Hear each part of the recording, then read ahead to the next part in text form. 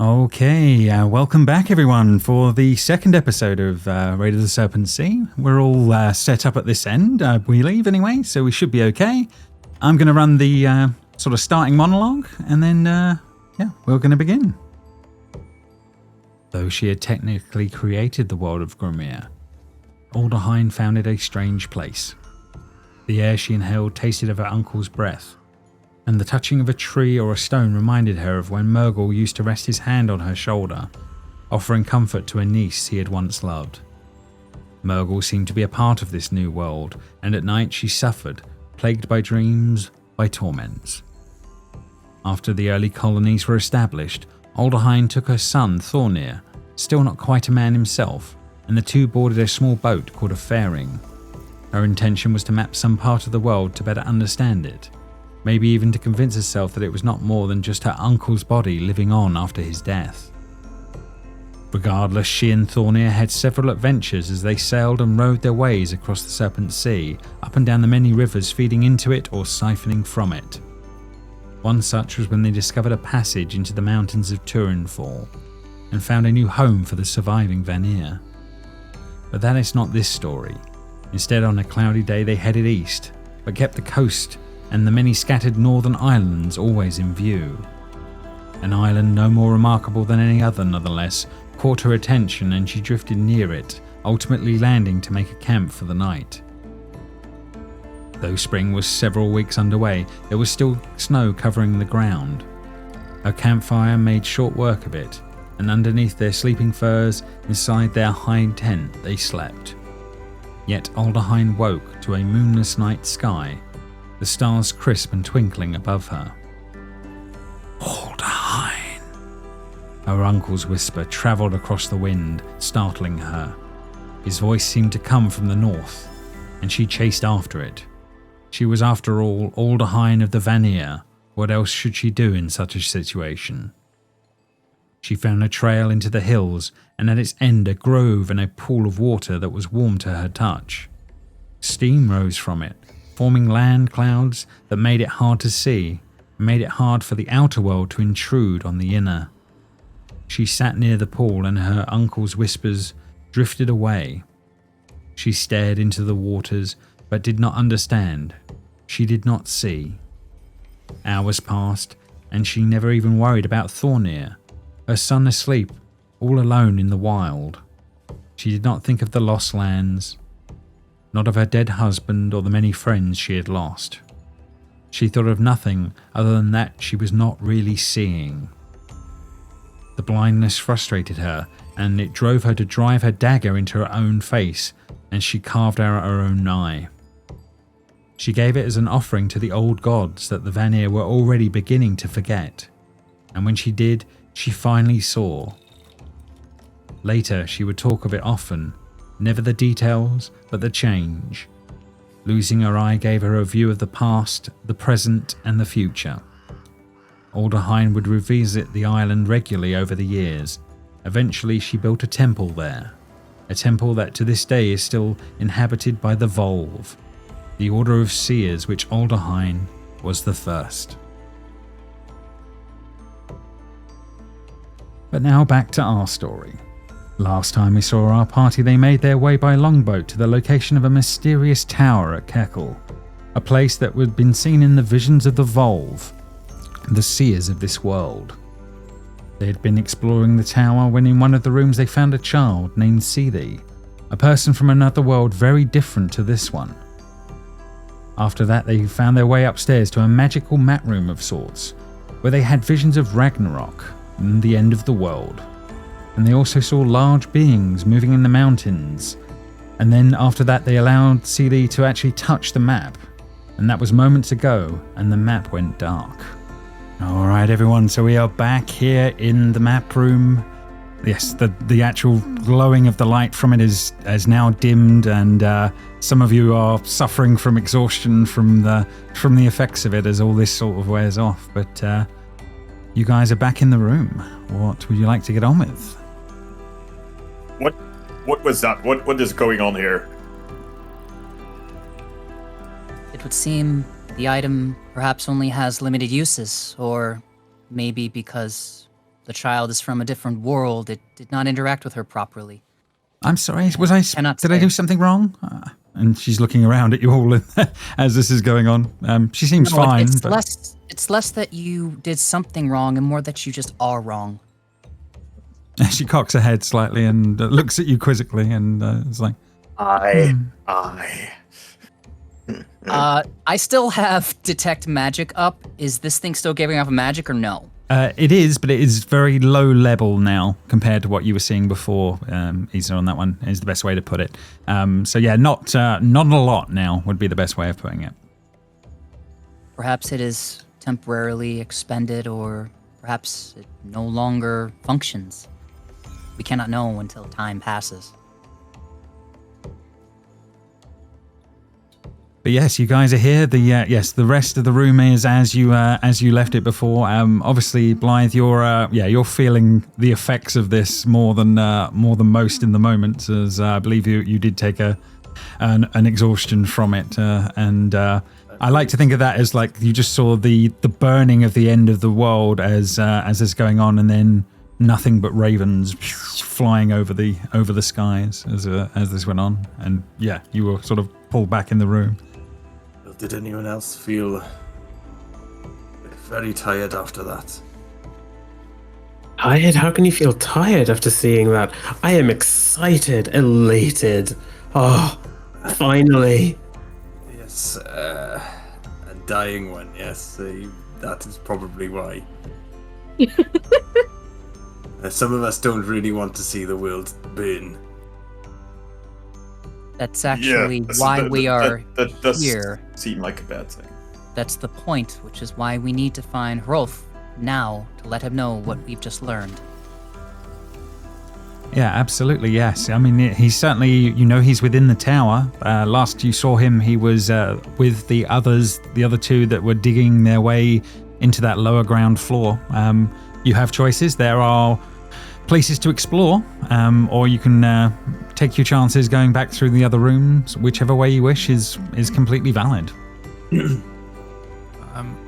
Yeah, Frida was on her way in here until that sort of, not explosion, but it took everyone out. So she's kind of shaking her head and walks back this way. Is there anything in this room? The key things you do find that there is a massive collapse of rubble at one end of the room. That's definitely true, but you definitely do also see the stairs leading upwards and onwards to another floor above. You definitely spot those on the other side of that section of the room as you go. You don't know how long it would take, but maybe you could remove the rubble. But you're thinking probably many hours of work, if that makes sense, rather than moments. And she'll call out for Rolf again to see if he can hear her from where she is now. You don't hear anything come back in the moments as you yell through. We should be around him by now. I don't know what's going on. Maybe they haven't got through their door yet. Never know. Well, let's keep moving. We have to take this child somewhere safe, not keep her here. I agree. There's no place for a child.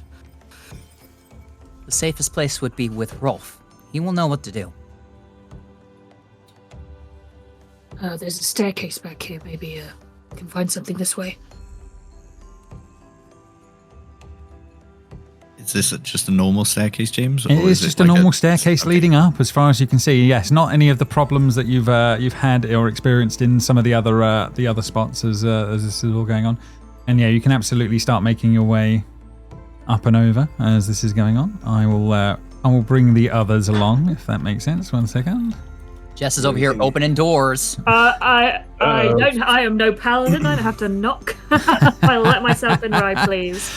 So yeah, as you guys arrive on this floor, and Hodor, you come up the stairs. There seems to be a door directly in front of you, which you do open. On the other side, there is a large bedchamber.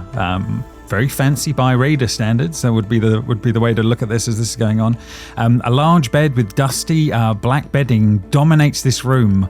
A box sits on the bed, and a small window looks out onto the sea beyond. There are doors to the south and on the east walls as this is all going on. But yeah, there is a few strange things going on. Obviously, clearly a box on the bed and the window looking out. You can see the lands beyond Frida as you make your way over towards the window as all this is going on. City comes in and goes, "Oh, this is nice." Hoda's gonna turn to his brother and just say, he's looking at the box, and then we just turn to his brother and say, You know, they say only the bravest open mysterious boxes that they find in rooms, you know. I know what you're trying to do. You're trying to get me to open a box, aren't you? Oh, they used to work on you when you were 8. Oh, God. I was hoping it still worked now. But I'm not stupid, you know. Now, Come what box on. was it? I point to that one. I point to the box on the bed. James, being as close as I am to the box, does it give off a magical aura since I still have detect magic up? It does not give off a magical aura right now as you're looking at it. Okay. And while this is happening with the box, Lisa's doing a lap to see if anything kind of pings. I'm opening the box. Okay. As it creaks as you go for it in the moment as all of that is going on. Nothing odd happens in the moment. However, the contents of the box are rather strange. You were not expecting a man's head in the box when you start opening it up on the inside. Oh, snap. Looking on the inside, Boulder, there is this. Let me see if I can show it to all of you in the moment. The silver head of a man with basically it looks like his lips have been sewn shut. Eyes are closed. Can I sort of knock on it? Is it actual metal? When you actually tap on it, it does feel like metal. When you actually do, it's very cold to the touch, but it definitely is odd sensation as you do it. Zisa, from your point of view, that's intensely magical. Whatever that has just opened up in that glowing box as that's going on. I'll take it out and toss it over to Hoder and say, "Here, catch." A full metal head. I'm assuming I have to do Yes. some sort of strength thing as it's being. Roll an attack, Baldo. I'll just slowly cover the child's eyes. I feel like this is happening just as it's getting into my aura of detection, so I don't get to say anything. No, yeah, that wallop. I'm assuming that wallops me. Yeah, this large chunky metal thing goes clunk into you, possibly knocking you sideways a bit, Hoda, in the moment as it sort of clangs to the floor in front of everybody. Celie goes, ugh. As she sort of looks at it in the moment, but she doesn't appear to be completely freaked out by it as in these moments as you're looking down. But yeah, you all see as what Baldur had seen moments before, this strange head, for the better of words of it, that seems to be laying there on the ground. Is it so is the neck also filled in, or if I turned it, would it be hollow in the neck? It looks like it has been it's the most graphical depiction of a stump of a head that you have ever seen in graphicness, if that makes sense, but frozen in moment, made in metal. But it's not hollow. It's so not that's what I hollow. meant No. by that. You're seeing the base of a neck, even the protrusion of a neck, some of the bones in the neck, etc. Just literally sliced off within the head. Hodo does kind of creepily sort of touch the bone bits, quite admiring how well they are made. It's incredibly well crafted, if disgusting. Yeah. I would There's no be type more. of monsters, is there, that turn people into metal? You don't. Well, make a history check. Yes. Oh, I sure will. Go for it. I will. I'm trained in history too. Hmm. Hey, look at that. 16. To your knowledge in this world, no, but you do know of, obviously, of creatures that turn you into stone is true. Maybe it's some sort of a variant of something along those lines. There are monsters that turn people into stone. I wonder if this could be kind of a variant. Whatever it is, I would use more caution handling it. It's very magical. I would not throw it anymore. Yeah, from your point of view, I will give you this, Zisa. It's giving off every school of magic, and it's incredibly unusual for something to be doing that at this time. Zisa's gonna walk forward and pick it up so that she's holding it underneath each of its like cheeks and kind of like, you know, being able to look it in the eye. Can I do like an Arcana check on this thing to see if maybe what its function might have been? Yeah, you can definitely try. Absolutely, you can give me an Arcana check.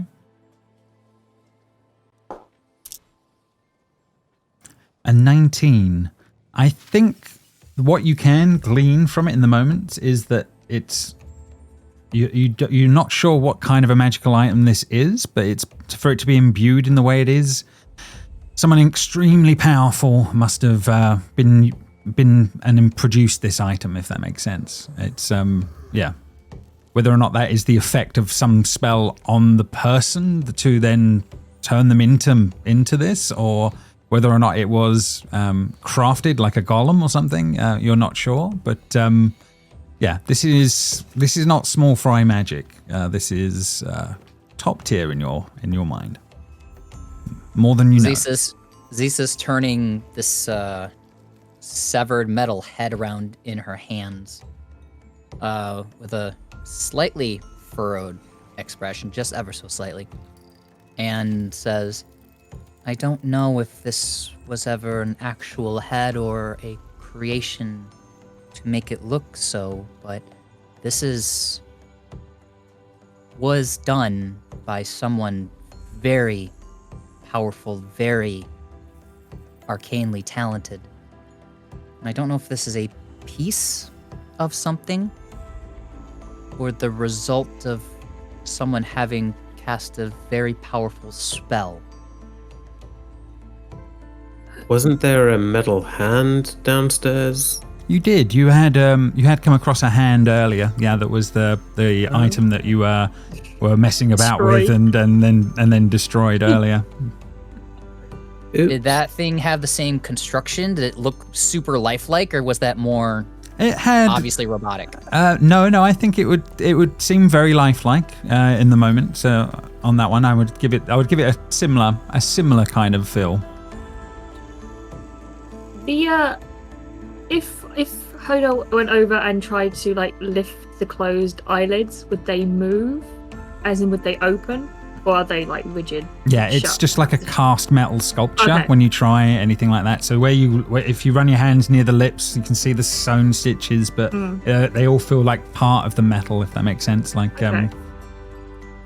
yeah, like hand frozen in carbonite, all that kind of style of thing going on. Maybe there'll be some more clues in the rest of the room. Maybe who this guy is supposed to represent. Or maybe more body parts. Fair enough. never know. Is anyone taking a look or trying to have a check around? Who's doing what? Investigation. Iroin, have a look around. Okay, Zisa's putting the head back. no problem. Do I get to roll with advantage because I'm using my wolf? Or is she not real yet?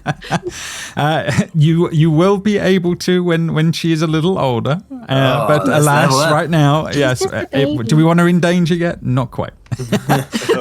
So yeah, but one day you will on that one. But yes, so Hodo, yeah, for with your one with a 16 and where you're kind of located in the middle of the room there, I will give you a little bit. There appears to be yet another box and it appears to be where all the boxes should be, under the bed. From your angle, you can just about see you're seeing it through just near Baldur and his legs as he's looking around, but not picking it up in the moment.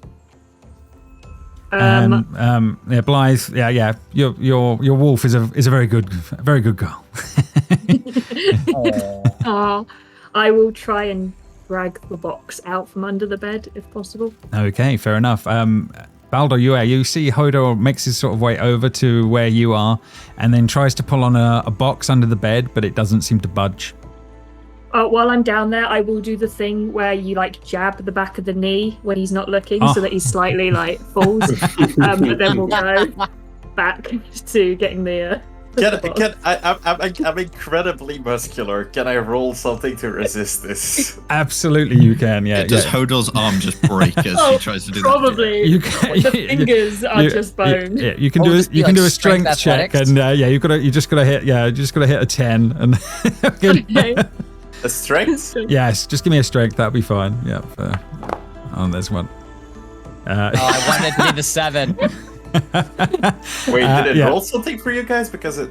Yeah, it did roll. Yeah, we definitely got it here on that front. Yeah, you rolled a 23, Seb, on that one. Good. Yeah, you just hear my fingers crunch. Hodor's little fingers literally go crack as he does, as he's like trying to shake it off, and he's trying to pull on this crate under the thing. Give me a strength check, Hodor, just for seeing if you can drag it even an inch out from under the bed. Just for more humiliation. Let's go. Absolutely, all in the one moment. With a 13, it budges an inch towards your brother, and but that's as far as you manage to pull it in the moment. As Baldur looks down, I'll look down and say, "Some raider are you?"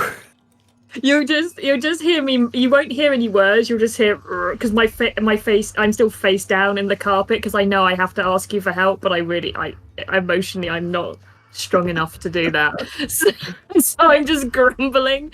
But I then will turn around and I'll say, I'll ask the room. I'll say, is anyone strong enough to pull this box out? Trying to avoid your brother. Yeah, I can't ask him for help. That's a weakness. Fair enough. So can Baldur not drag it out? I guess he's capable of that kind of thing. If he wants to, I guess. Let me do it, but whatever's in the box is mine. And I roll away. Yeah, Baldur does not even have to roll. It is but an easy box for him in the moments. His 14 is way more than Hodor's in reality. So yeah, it will slide out without issue as this goes on. Yes, it seems to be another quite fancy box. Does he open it in the moment? So I'm assuming. Yeah. No problem. Opening the crate, there seems to be a pouch of some description on the inside of it, and there appears to be a few of them, and they all seem to have different dusts in them as far as you can see, and it seems like a set of green plates, which is a bit weird, and I believe something very sharp and shiny, which rings of diamond in the moment as you're looking down at it, Baldur and the sex. So this is my box. It is mine now. Thank you all. This is my booty for this raid. As he's starting to, are you starting to pocket the bits? So these people are seeing you like pick up pouches and. Thought all the raids were divided equally. And in the end of this, Hrolf would be the one to decide who gets what. Yes, he's the raid leader, is he not? Well, do you see him here? Do you mean to usurp him? Are you going to betray him? And you see Zisa get very, very cold looking at you. What, betray him? No. Hodor's gonna roll his eyes and just go, I would never. Hodor's gonna roll his eyes and say, if I promise not to take anything from that box, will you share it with everyone else?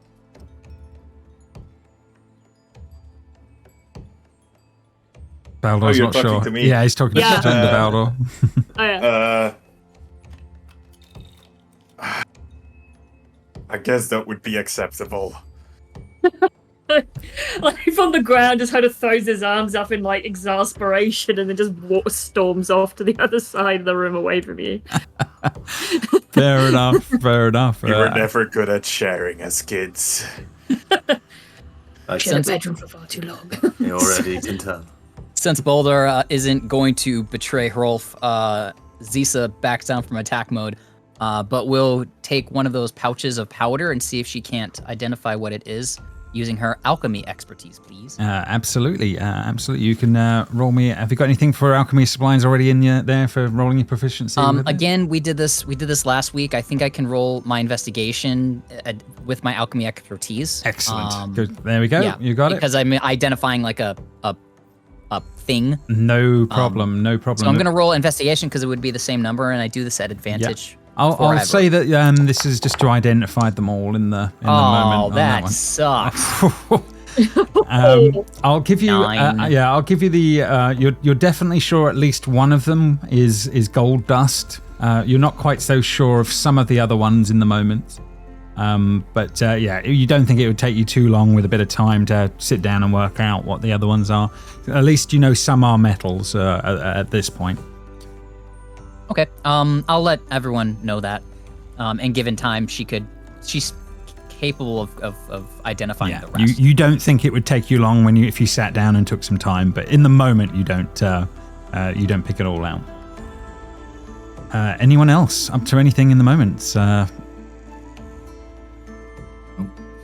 Okay. Are you guys leaving by the south, or are you going to explore the door to the east? I suppose. Bring the head and let's and the booty, and let's go. That's a very good question. Zisa was putting it back in the box, but are you guys taking the head, or are you leaving the head? Is Can we the take the box box? is the box super heavy? The box is heavy, but not beyond carry for someone I strong. mean, it's a box. Do you really want to take that? If the box if it's already in the box and the box is heavy, Zisa would probably maybe test the box, see how heavy it is, shake her head, open it, and just take out the head, and she's just carrying it now. Okay, fair enough. Yeah, well, imagine you tie something to it and just make sure it's carried well enough in the moment. No problem. Well, right now she's literally just carrying it like a bowling ball. Fingers in the nostrils. Yeah. I'm more messed with the underhand hold of walking with it, but sure. Yay, nostril hold. There you go. There we go. I just got to make a note, guys. I've just got to make a note of something. One sec. What, nostril hold? As this is going on. We'll remember this. Yes. BioWare has made choice. Right. But yes, she probably has her hand right under where the severed part of the neck would be. She's literally holding it in a way where if it were a head, the eyes would be facing kind of wherever she's walking towards. No problem. Frida, then, you make your way over to that door on that side. Then, what are you up to? You going through? No worries. On the other side, in this one. No knocking for this one. On the other side, there seems to be some sort of a study of some description as you're looking through. You would say this was, this contains a plump armchair and a well-made desk strewn with something that most of you don't know what is. You don't see paper very often. There are a few bookshelves in the room as well, but they appear to be empty. Again, you're not sure what bookshelves are that very well. There is a door to the west wall and 2 doors to the south, as well as a window and a balcony. And there appear to be 3 magical orbs that seem to be glowing, bathing the area in pleasant light. Frida will pick up some paper. Oh God, Frida is not even smart or wisdom, so she's gonna flick it about. She's gonna put it in her mouth. It doesn't taste like food. Does it taste like wood? I'm sure Frida's probably. I'm sure it does taste some sort of wood fiber would be about as close as you would get in the moment. As does paper taste like wood in real life? Yeah, maybe it might. Time to taste. I've not eaten either, so. I would not know. No. But yeah, certainly you do that in the moments as this is all going on. And she'll just toss it back on and say, "This is all useless." If it's not edible, what's the point? If it's not edible, what's the point?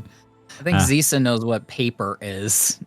Yeah, you would have been one of the, being from Hallwick as well. There's certainly one of the few places that there might be even scraps of the stuff, if that makes sense.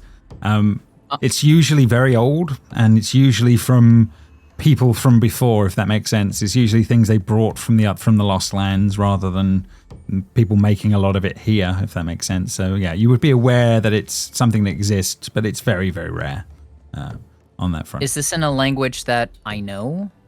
When you look down, make me an intelligence check as this is all going on.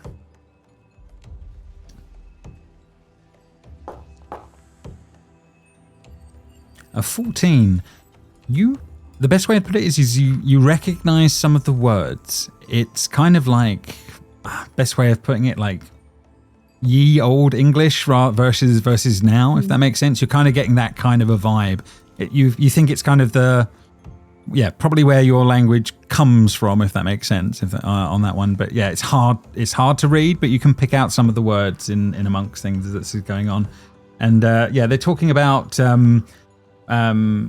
little bits of history that seems to be going on about heroes making epic journeys across the land, slaying monsters and things like that. Is what it kind of is describing in the moment. But it's kind of like, and then in some sort of a powerful after party where many drinks were had is kind of what you're getting in the moment. This is, I don't know if it's a historical reaccounting or a story, but there's something of a large battle, heroes, feast celebration. I can make out some of it. This looks like where maybe our language came from, and it developed from this. Our language came from wood?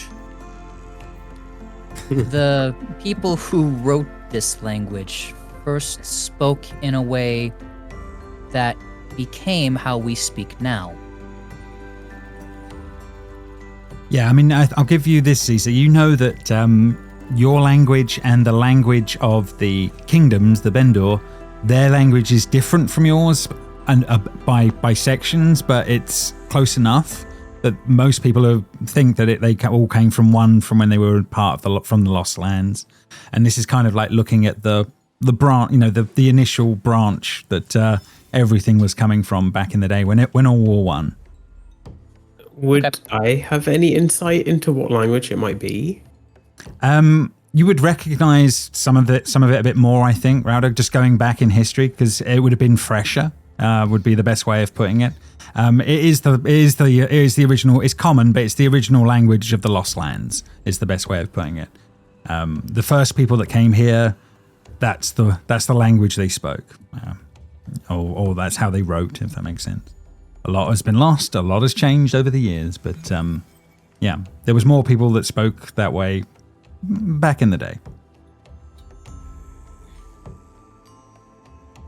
It's nice to see a language like this again.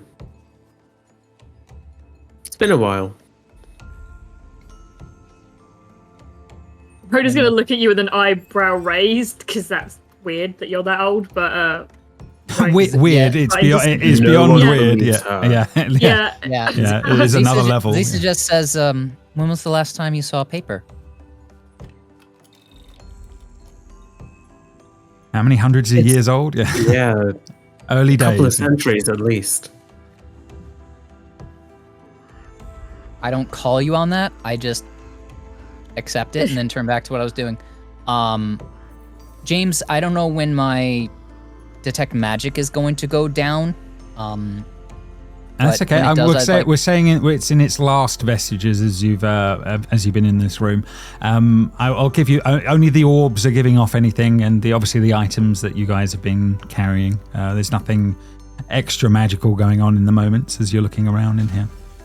Okay. I think Zisa's going to go over to the really comfy chair, maybe sit down and say, I require 10 minutes, please. And then she's going to begin ritually casting Detect Magic again while everyone does whatever it is they're doing. No problem. Meanwhile, then, I guess, Frida and the others that are a bit further out, what are you guys up to in the moment? I'd like to see if I recognize any of the words on the spines of the books.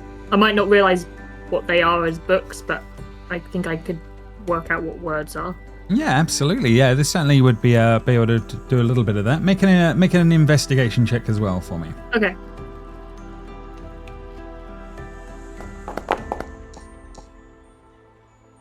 Another 14. Yeah, you can pick out some of the words on this one. You see a few different things talking about different. Some things are related to water, agriculture. You see some things that talk about the sky. The lands beyond was another name that comes up. A few things like that as you're looking around. Hoda will pull out the one that's got agriculture on it, just because that's something he knows. Yeah, fair enough. Yeah, you pull out this stone tablet with and pull it forward, and you look at the where the front of the book is on that front, and there's nothing there. It's just the spine, where you were looking at. But when you actually look at the actual tablet itself, there doesn't appear to be anything on it. I will be checking the other tablets. Absolutely, if they are in the same situation. You do the same, and you start to see other books with the same thing going on. It's kind of strange, but books are kind of strange by the same token as that's going on. Meanwhile, yes, Frida, sorry, you were making your way over to the door, just whether or not anything's going on. Me and Blythe are just going to open the doors at the same time. Yeah. We can definitely have that going on. So we'll just quickly do Blythe. You do your door if that's okay, just in the moment, and then we'll quickly do Frida's in moments later, if that makes sense. So you open it up, and there appears to be a bunch of passageways leading out and onwards to a bunch of other areas that seem to greet you ahead. You're not quite sure what's going on, but there seem to be a lot of different sort of carved stone bookshelves would be the best way of putting it, with more and more books and bits and bobs going on as you're sort of looking out on that one. That's more passages, those shelves with the leathery things. With the leathery things, fair enough. As Frida, you open your door at the same time. That's absolutely fine as that one's going on. What you can see on the other side is a vast chasm that seems to open up to a sort of a landing upon. You can see that there is like where we had before, where we had the you saw the slide where the stairs would be, but that had changed before. This is a slide. It looks like a slide going down in the moments as you're looking. You can't see the steps right now as this is going on. They seem to all be sealed as a kind of a steep ramp as this is going on that one. And you can definitely hear the swish of blades and the cleave of air as battle is going on the floor below. You can hear ting, ting is all sort of going on the floor below. I think Harolf is in trouble. I hear battle. Oh. Then we must rush. Zisa instantly stops her ritual jump casting down. and rushes to go.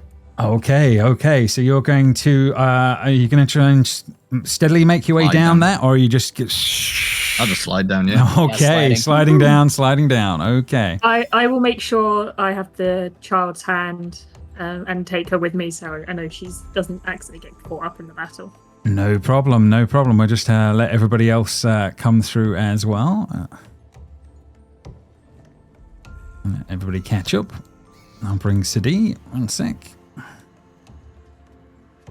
Hodor as well. So you take the child's hand and then whee down the slide, and you guys can just hear more and more sounds of clanging and battle seem to be going on beyond as Balor will catch up in the moments, and then we will be over here in the moment. So as you step off the bottom of this lower staircase, you can see an immense room. The door into it has obviously been freed of rubble. You see Hrolf and his warriors. The raid leader is, however, at this moment, busily fending off attacks from 2 or 3 monstrosities, and which would be these things that seem to be in the room as this is going on. I love it. Yes. As that is going on, there is blood splattered across his face as this is going on, and he's desperately trying to fend off these attacks as this is going on. There are other creatures around, lots of them on these pedestals, not the same but similar to the ones that are currently attacking as this is all going on. Hrolf looks badly injured as he's swinging wildly and erratically as this is going on. There are at least 20 more of these monstrosities on the other plinths around the room as this is going on. And we're going to roll some initiative. So let me bring you guys in, and we will go for a bit of that. And I'm going to take Sidi out because she is going to be in B team mode. You can use her as her companion action if you need to, if that makes sense. So we can do that. I'm going to companion. That was the healing thing, right? That's right. Yeah. So she can do a medicine check and bring one of you back up if need be in the moment. And then I will roll in the rest as this is all going on. Okay, right. Okay, we should be able to change the music to something a little bit more combat-y, I think, is time. And then we will begin the combat. Okay, so we will be starting off as I just clear the images and stuff, and then we can give this a go. Right, okay, so this Wicker person will be first up. He will be attacking Hrolf. Let's see how it's going to do in the moment. It's going to try and club him. And for 16 on him, 16 will hit his armor class for 9. Oof, okay. He is looking beaten and battered more and more as this is going on. But that does bring us to the first one of you lot. Zisa diving down the stairs in this moment. Coming out into this strange room, you see all of this going on in the moment. Yeah, Frida, even though you had a head start, you saw that Zisa actually pulled ahead of you when we got into this room, which is why she's reacting first. She moved with a lot more speed than you previously thought capable. But she gets downstairs and comes around the corner and sees Hrolf take that hit. And she instantly uses a finger and traces it along the side of her eye where it looks like maybe there was makeup. It's actually one of her tattoos. And as she pulls it, she keeps pulling it almost off of her face and then whips it forward, and she is going to cast Sleep. Okay, fair enough. And I'm going to put it right there so that it hits those people, but not any of our people. No problem. So 22 hit points worth of sleep, going from the one with the least amount of hit points and then up. No problem. As you attempt this, you look at them all in the moment, and you're perplexed. Is the best way of noticing it, and it's because this all happened just so quickly in the moments you haven't realized. But as you look at them now and you look closer in the moments, you realize. They're not flesh. They're not blood. These things are wood. These are something else. And yes, as your sleep spell takes hold, it doesn't seem to have any effect in the moment on these creatures. But you knew too little in the moment to realize what was going on.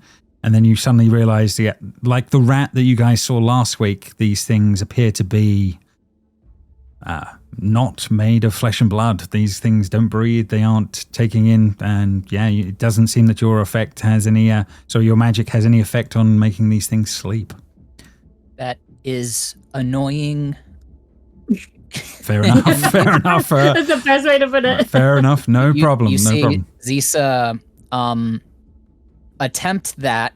It doesn't work, and so then she's going to... Can I run through the space of these things here, or no? Absolutely, yeah. You see there are more of these mannequin-type strange wicker things, or these sort of wooden creatures, if that makes sense. Yeah, you can certainly push past them in the moments as all this is going on. As you do, the one that you are next to slowly starts to... and begins to move. Okay, great. Choices were made. Yeah, I keep trying to move past it because I want to get to a certain spot. So I guess I'll take an attack of opportunity. No problem. You can definitely move past it as this is going on, and it will try as it is waking up. This will be at disadvantage. 1 second. And it will miss, I'm assuming, with an 8, even on a wizard. You see Zisa's Naruto running, and she definitely ducks underneath the hit, and she keeps moving until she is in this space here. No problem. And that'll be the end of my turn. Okay, no problem. Right, moving to the next on the list. Hodor, you are next to react, I believe, as this is all going on. Well, sliding down the in this space first, I can actually see what's happening. Absolutely, yeah. You move in, you can start to see a few things around, but most of the action is off to that side as that's going on. Yeah, you start to see Hodor and the others. Okay. Let's create a problem for these lads. I'm going to pass. Okay. Earth tremor. What are we going for here? Earth tremor. All right. Okay. The shaking the ground. It's not given me a box. Okay. Not got a template, why. But I'm assuming overall, roughly. Tremor, 10 is a 10-foot range. Okay. So you're trying to get these ones off of Horror? Yeah. Yeah. No. Not touching him, but there. You'll just see Hodor put his flip his spear around to the pointed end.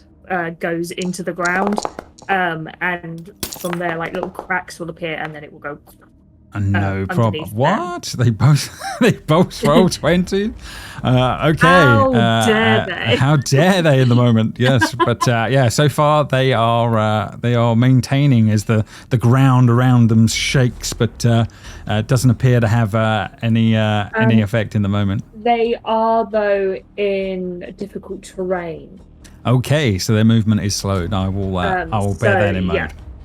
Yeah. No, okay, no problem. And you any more movement, or are you staying put? I'm going to be staying put. There, yeah. Okay, no problem. Blythe, you are next on the list, and you react next. Okay. So I will run out. Oh no, they're right in front of me. For some reason, I thought that was what's it, Issa? Ah, no. So I got a bit confused. That's a terrible wooden monster. Okay, so I see the terrible wooden monster, and I will attack with my longbow.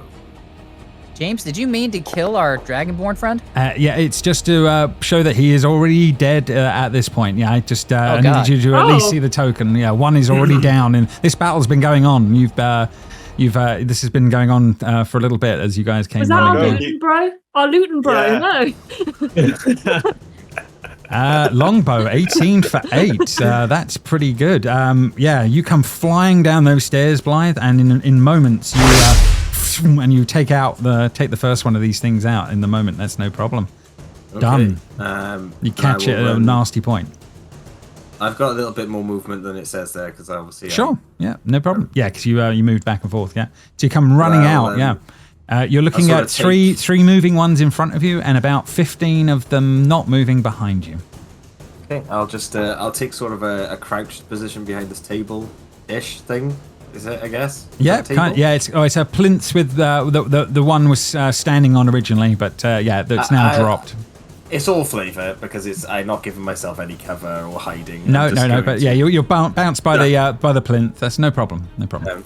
You're not the rogue this time. Right. Okay. Anyway, just stay where you are for now. Okay. Because if you die, I can't bring you back right now.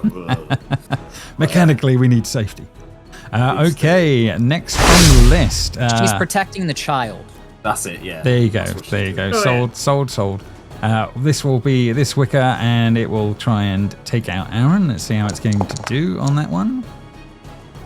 Oof. And 24/7. He takes a very big hit, but he is still standing at the moment. And on to the next one, and this one will be moving over to Hrolf, and we'll attempt to club him as well. Let's see how he's going to do. And we'll miss. Okay, so that's not too bad. Bringing us to Balder's turn here. I will move up a little bit. I do not see anyone here, right? No, not from that point. Not from there. You can hear it going around the corner, but yeah. Oh no, I cannot move through the door. No. And I will kind of go around. Okay. See. Oh no! Here! Die, foul creatures! And from a distance, not going up close, I will throw I will throw my hand axe. One hand axe. Okay, you're gonna throw a hand axe at one of these pieces. Oh, dude. Oh, what? Okay, so is it this one? This first one? The closest. Yeah. Wow. Okay. He eviscerates one with a hand axe in moments, taking it Bruno out. is furious watching this. He's so angry. I will save all of you. And he impressively takes one out. That's definitely true. Any more movement on that part, Balder, or is he done?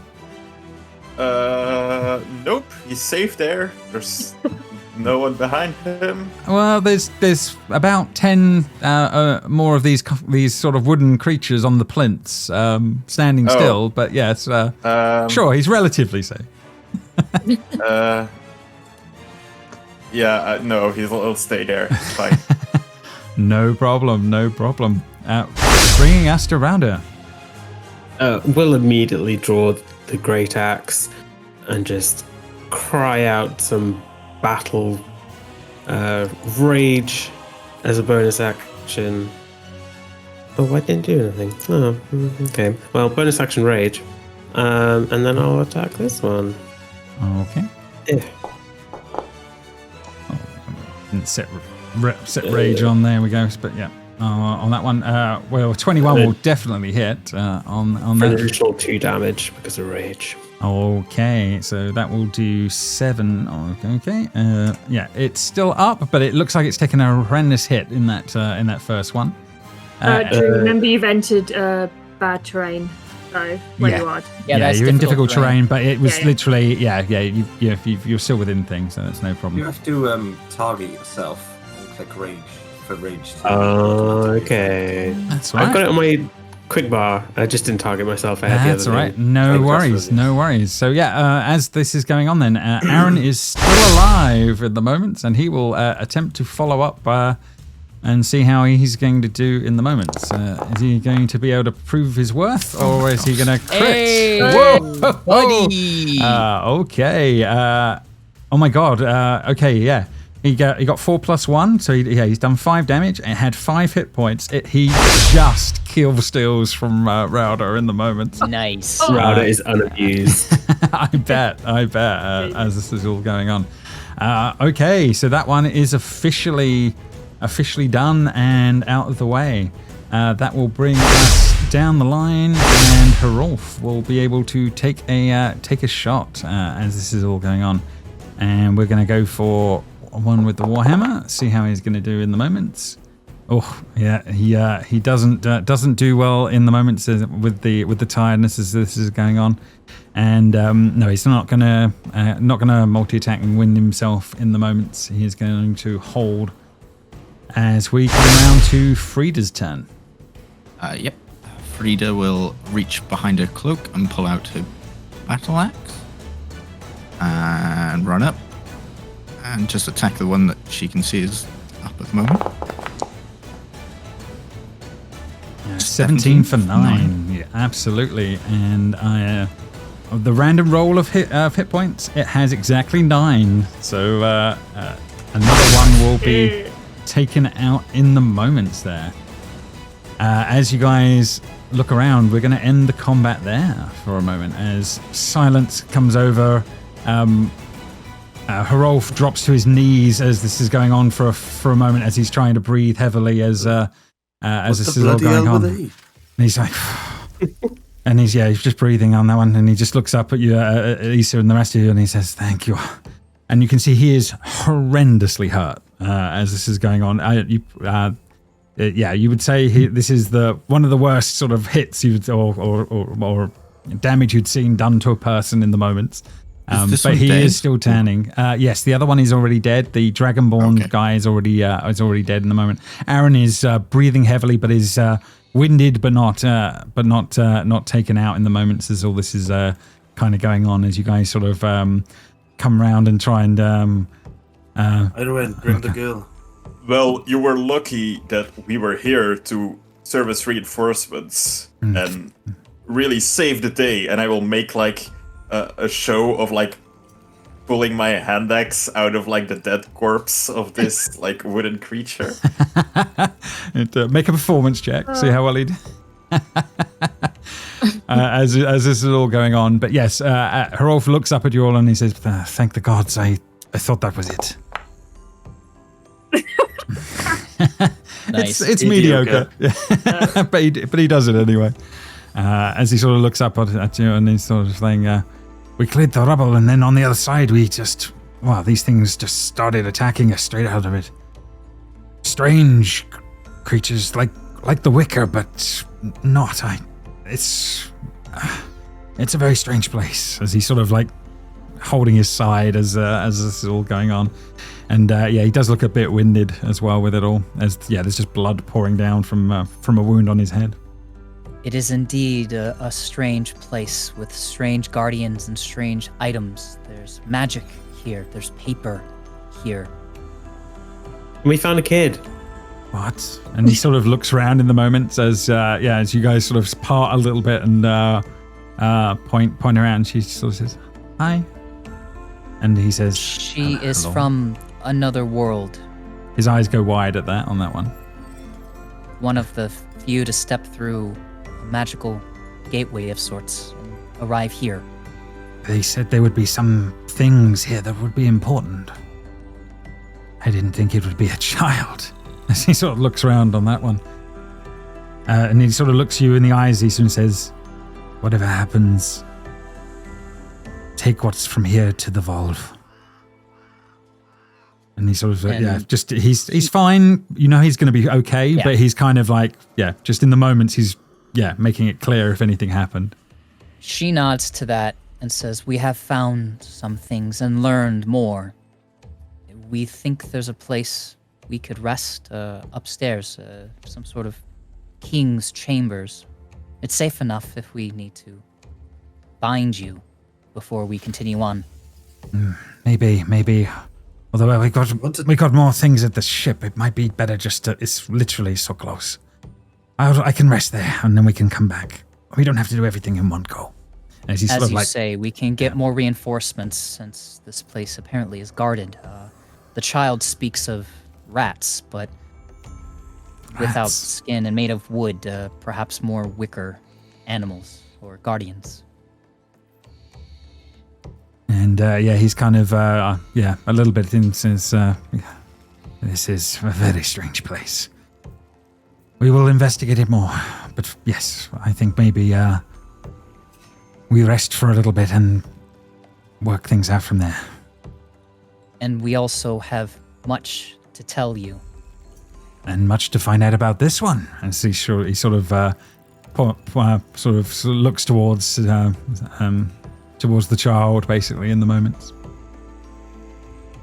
Meanwhile, as this is all going on, the two of you that are kind of off, Frida and Blythe, is there anything you guys would be up to in the moments here as this is all going on? What is everything? You trying to work out what the creatures are themselves, or are you investigating them, I suppose? Yeah, you can make an investigation check of them, if that makes sense. In fact, I'll give you a history check. I'll give you a history check. I'd be doing the same over this side, though. No problem. That's 3. Okay, yeah, fair enough.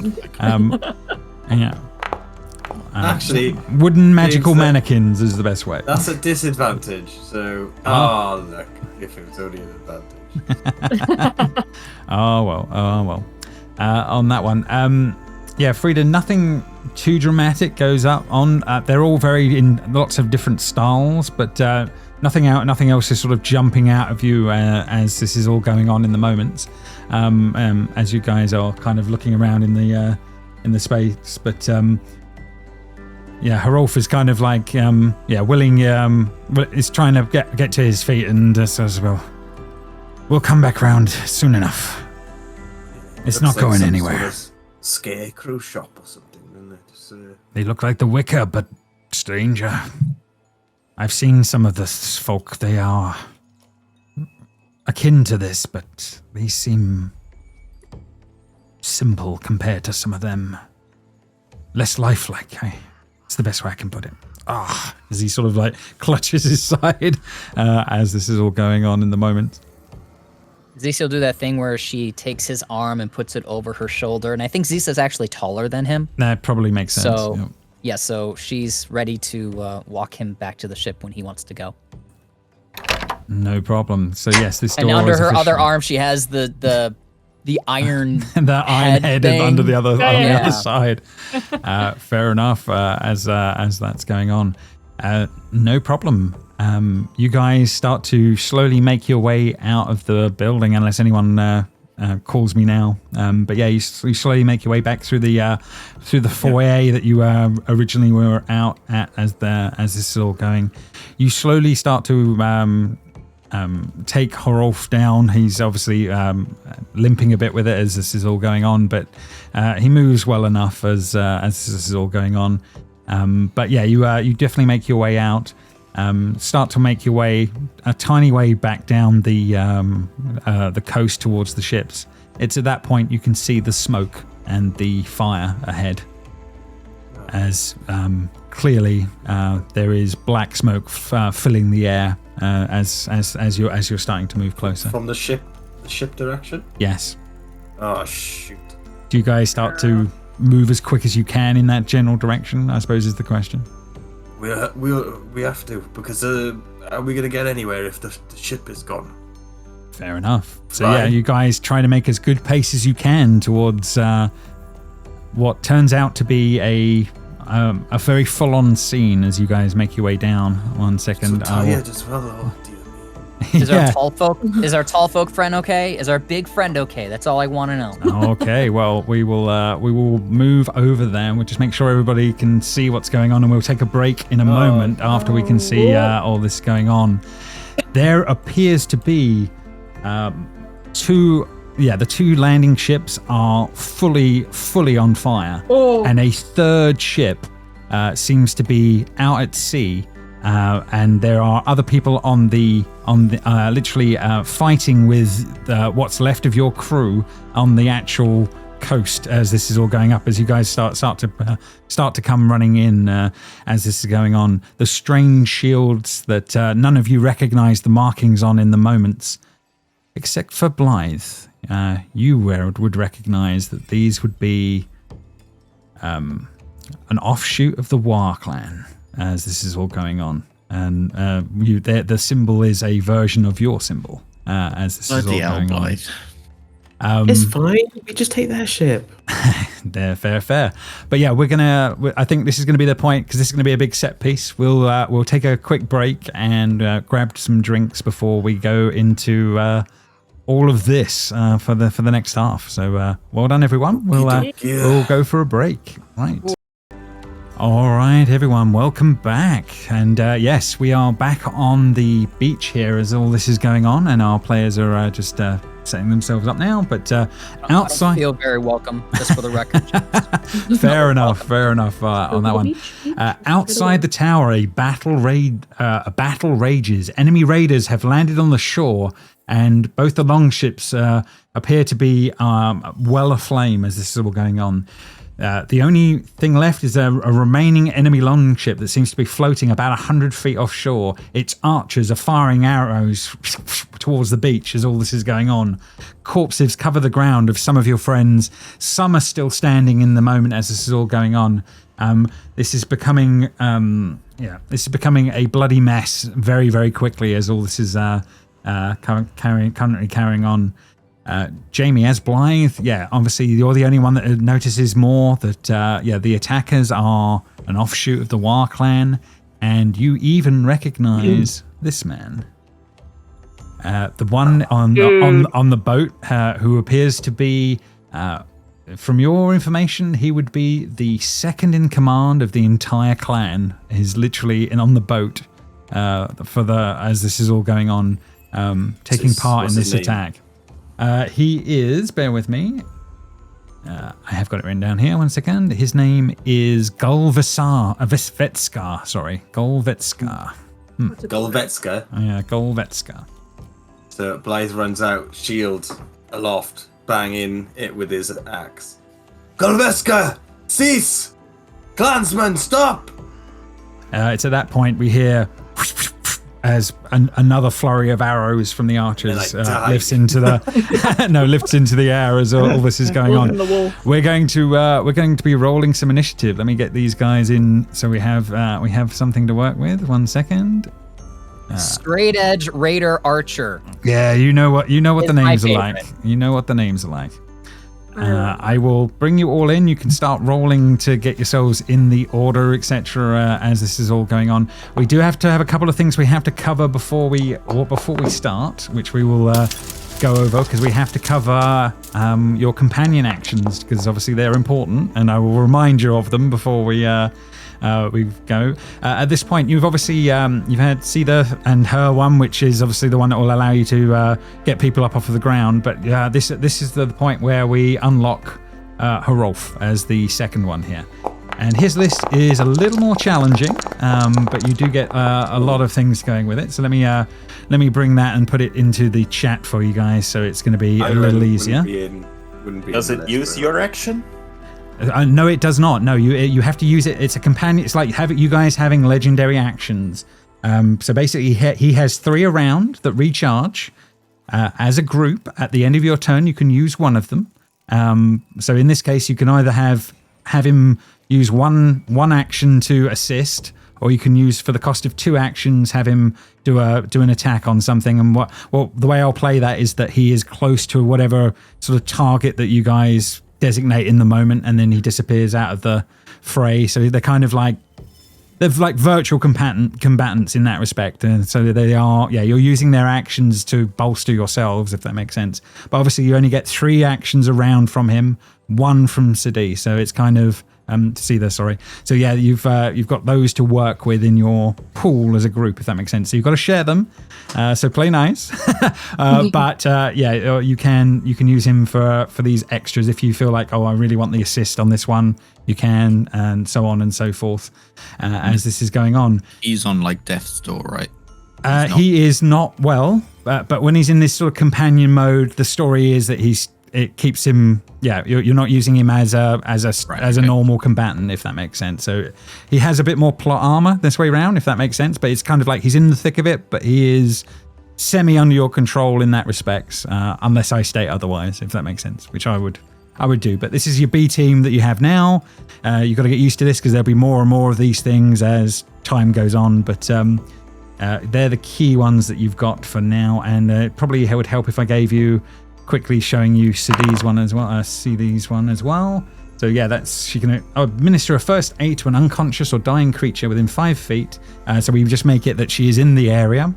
And then if she makes a wisdom 10, it's successful. She can heal she can get someone back up if that rolls reasonably, is the best way of putting it. It might be useful.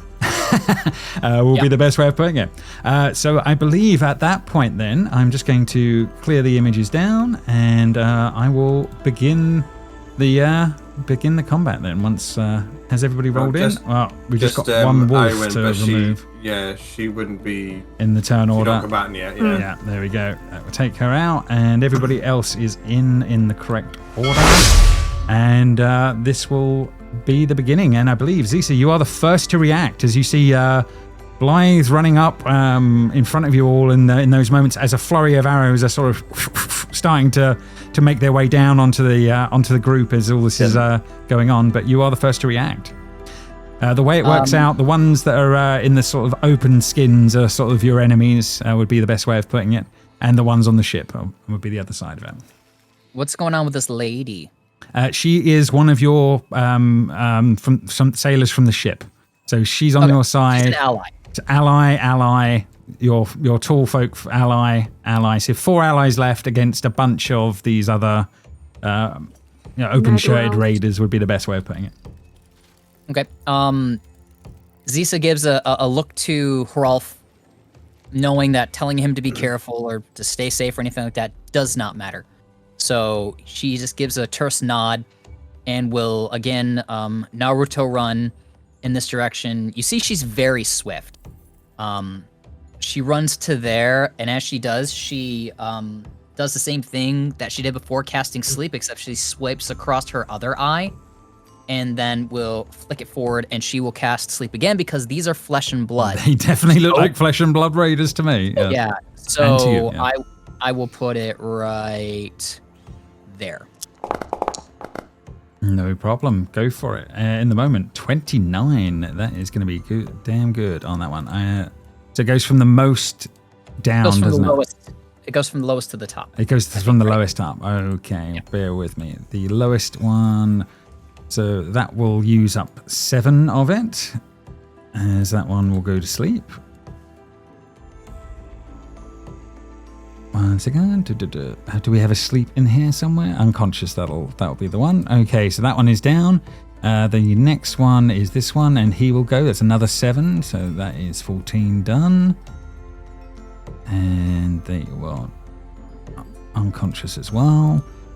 The 4th one has low hit points, but this will be another 7 here.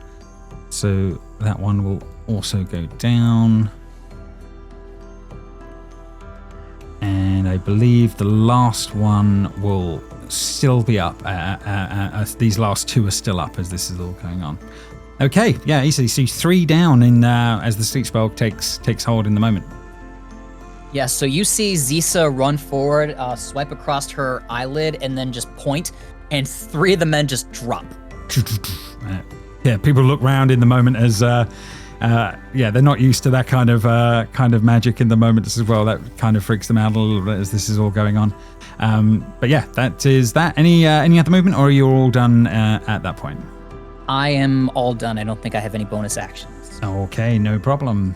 Next on the list will be Luna. She will attempt to make an attack. Let's see how she's going to do. Wielding her axe. And with a 16 for 3, she will be able to hit this guy. And we'll do 3 damage. And you just hear Hrolf say, "Shield wall!" And you just see like the well-trained group of raiders that they are, the ones that are nearby to each other, sort of start to interlock each other and trying to pull themselves together as a shield wall. So these guys are all sort of interlinked and trying to use their shields as block, giving themselves extra AC in the moments. And that will be that. Hodor, you're next to react as this is all going on. Hodor will start running towards. Does he get there? He just gets there. Brilliant. And very unexpectedly from probably anyone, he is gonna be holding his spear up and he's gonna stab that guy. Okay, running in and going to go for the stab.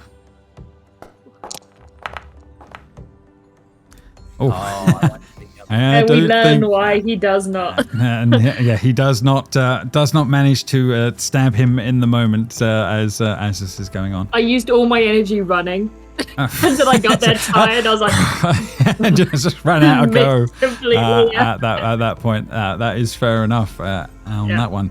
Okay. As far as the sleep spell goes, they don't shake it off in any way, Conrad. They just stay asleep Is that correct? Yeah, until somebody does something to wake them No up. problem. So Thank you. basically, they just lose consciousness, and so I guess maybe like in an hour or something like that, if we wanted to play it as if like they had basically death saved. I guess. No problem. We can definitely come back round to that. I forgot to say I pulled out my shield at the same time, so I do have my shield up for AC stuff.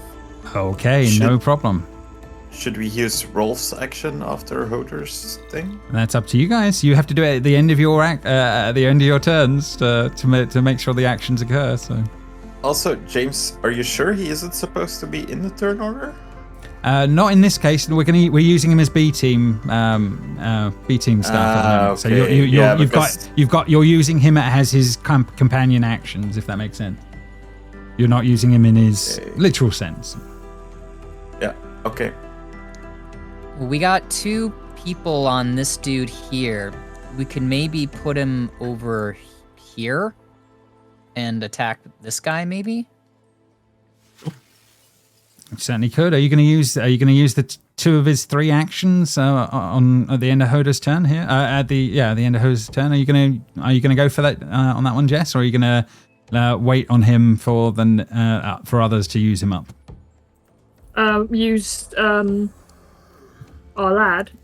Yeah, you can do. You don't have to. Like I said, you can wait. Certainly. No, I'll wait to See get how a it plays better out. idea of how badly this is going to go. No problem. No problem. Next raider on the list will be asleep. So Baldor, you are next. Yes. Again, I will move a little bit closer. Take out my hand axe. Say die as I will throw it. You're throwing it at this one. Okay. This guy, yeah.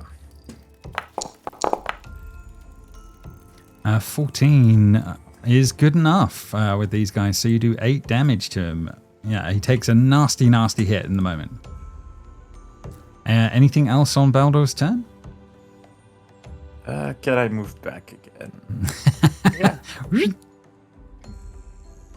No problem. No problem. Anything else on your turn, or is Baldor done? I will yell at the others. Come on, get them! Okay. Next.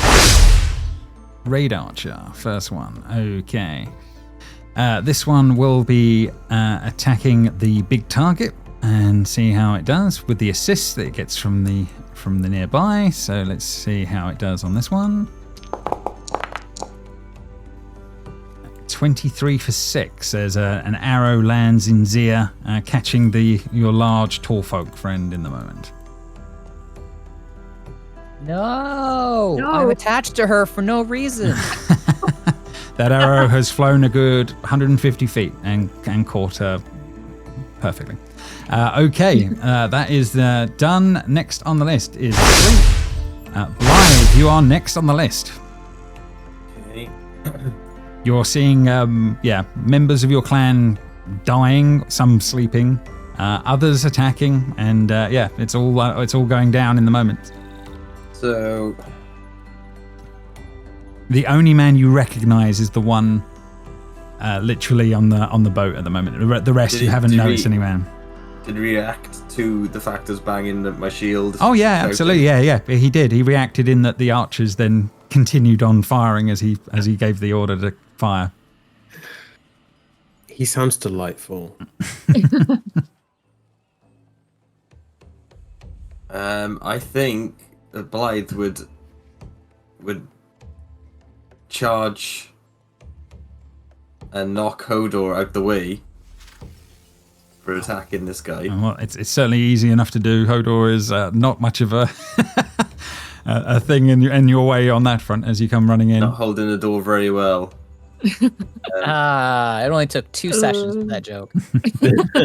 I thought we made it last session. Probably will be carrying it. It would be many a time, I'm sure. Stop! Why are you?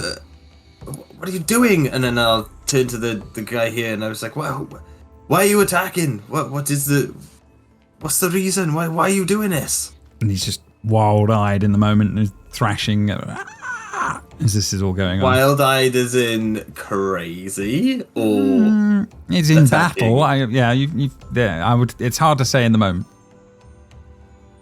I need to use my action to no. Mental health You check. can definitely do an insight check if you wish, but you will take your action He to needs do it. to yeah. use his action to assess the situation. Yes. I certainly do. This is Risk assessment, please. Roll for risk assessment. In the proper format, if you would. it's not bad, but Okay. Oh yeah, you're exhausted. I forgot. I am.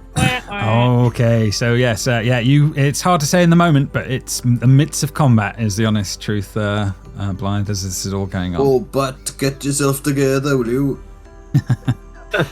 And it's you're staying put now. You have to move at least one space to one side of. I was trying to charge. Okay. I'll give it to you. You've pushed him to one side. I'll give you that. That was Isn't that contested athletics? Kind of, but he's so frail. I'm not too concerned. Is the honest truth. As that goes on, then we will continue down the list. We will have another one of these further off raiders will be trying to fire at your tall folk friend. They will get the assist from their nearby ally, and incoming. Turning it into a crit. Okay, and another 4 as this is going on. It didn't roll the second die. It didn't roll the second die. Yeah, on that one. 1 and a 20. I see both. No, the on the damage. Yeah, it just did the plus 2 on that one. Yeah, that is a little weird. I'll double it. It's fine on that front. As you watch as your tall folk friend dies in the moments as that's going on. Right. Off her companion action. We use it on her. As this is going on, then the next on the list will be Golviskar, and yes, the man at the front of the boat will start to cast something in the moments, and we will see how that is going to play out. 1 second, as he is going to do this one. Let's see. On that one, as he will call down lightning, and the template will be not quite there. Let's have a look. The template would end up. Oh, it's bigger than this anyway, but basically it's going to be covering this nice little area around here. He's not too concerned with the two he's catching on that front as this is going on. So I need a dexterity saving throw, please, from Hodor and Blythe in this area, and I will do the rest. 16. Okay. So you are going to take half the. Blythe. Of this, yeah. So you're going to be taking half of. Oh my god. Half of 18. No. So yes, on that one. And anyone that fails will be taking the full amount on that front. Yeah. 9. 9. I don't need to roll for the others. 18. They cannot survive. I also cannot survive. Goodbye. You are unconscious in the moment. Yes. Everything went so dark very quickly. James. I like that noise. You've orphaned a wolf. How do you feel, James? I have orphaned a wolf in the moment. Yeah. James, my feature would kick in. What is your feature, sir? Let's see. I get inspiration. Oh, I thrive on death. You thrive on death as this is all going on. 0, I get an inspiration dice, and I can have multiple of them. Oh, there you go. I also have a thing that kicks in. Go ahead. Where I can roll a hit dice and just get it back. Oh yeah, you're a truss, right? Get 10 hit points back, okay? So as the lightning sort of catches him and he looks like he's falling, you see his eyes go purple in the moment, and then there's a little bit of like powered lightning around him, and then he stays up in the moment as this is all going on. Double check if it's I come back with 1 hit point or the amount of hit dice. That's very fair. Yeah. We'll see how that is going on. As that goes on, then he is done. which is good. He did enough. He did. He should he be done. definitely did enough on that one. Okay, this raider is around, and yes, he will be start his run, and he's going to make his way to Zisa. As the others are Absolute down, as this dick. is on that front, and he's going to attempt to hit you around the head. Let's see how he's going to do. And with an 8, I would imagine he will be missing in the moment as this is going on. Zisa legitimately just slightly turns her upper body while maintaining eye contact as he. No, okay. Next on the list, that one is dead. It's marked as dead, so it's a little easier. Next one on the list. This one is dead as well. Zia is down. Ambushing raid is down. Frida, you are next on the list as all this is happening. So you've just seen this giant lightning storm appear, wipe a bunch of people out. Some are still up, others are not, and it's looking rough out here right now. Yeah. Okay, so just to clarify quickly, sorry, Joseph, Yeah. I'm Jamie. I get my whatever I roll plus my constitution, so I'm back at full health. Well, there you go. So the Jesus power of whatever magic keeps him going. You got to think there's got to be reasons why you have all of this, guys. But you carry on powering through. Right, okay. So Frida will take out her battle axe and she'll put her shield on, which I haven't actually mentioned. It's not any Raider clan logos or that sort of thing. It's a scythe with a backdrop of like green grass, basically. So it's very weird to not have a clan. Yeah, not to have your on clan symbol on it is kind of odd. Even these guys have got a strange symbol on theirs, but yeah. And she'll run up and she'll use her inspiration, because why not? Because I get multiple of Absolutely. these. Why not? To Use attack. the feature. For 18 for 11 damage. 18 for 11 damage. Okay, on that one. And as he only has 10 hit points to his name, this one will also be dead. Just a huge swing, just decapitates him, and she'll run past and run towards these. Fair Well, enough. those guys are unconscious, so you don't. They have to- are unconscious, yes, yeah. But I can't do anything anyways. Level only one 1, attack. y'all. level one. Next on the list is going to be another one of the archers at the back with the assist. He will attack the next person on the line, who would be, I guess, at this point, Frida. Then, as from the distance that we're at. Okie dokie. 1 second. So let's bring up his sheet. See how he's going to do. And he's going to roll a 17, not a crit. Misses. There we go. So yeah, as the arrow comes flying by, but will miss in the moment. I thought you said with the assist. Does that not give advantage? No, so, they would be at disadvantage if they weren't getting the assist at the distance. Oh, So this is short this is long stuff as this is going on.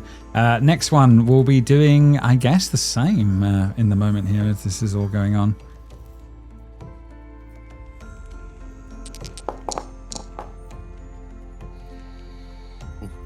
And that one will be another 17, so I'm guessing missing again, Frida, in the moment. She catches both in her shield. She's ducking behind it.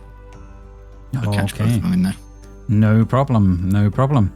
As that is going on, next on the list, I will be Router at the bottom of the turn order. Yay. She will bonus action rage, because why not? I will target myself this time. If it works. It might just take the damage off you. No, it did something. No.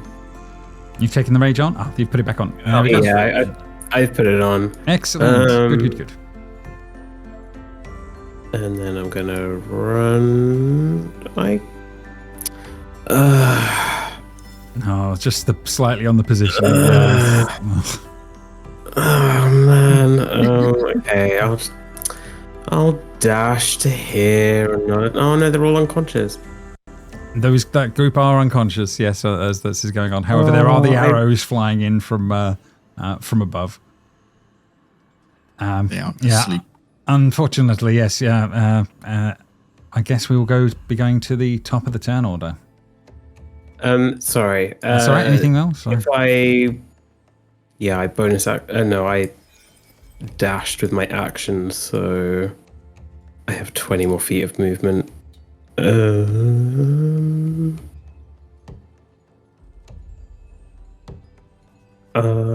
I go round or just? Yeah, I'll go that way. Okay, no problem. If that is all done, we will have top of the turn order. Top of the turn order, the ship begins to move further off. As this is all going on. Whoop. Oh no, everyone They're all stuck in the water. Yes, yeah, they're all stuck in the water. As that all happens. But yes, Zisa, you are next on the turn order. Okay.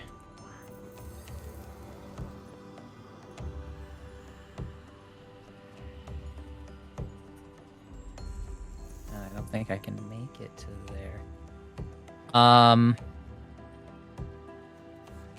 Sorry, I'm just measuring. That's okay. Yeah, there's a lot of distance on this map. I do understand. Yeah. So, Zisa will run to here again, very swiftly. Where there stuff, and let's see if I can't do something.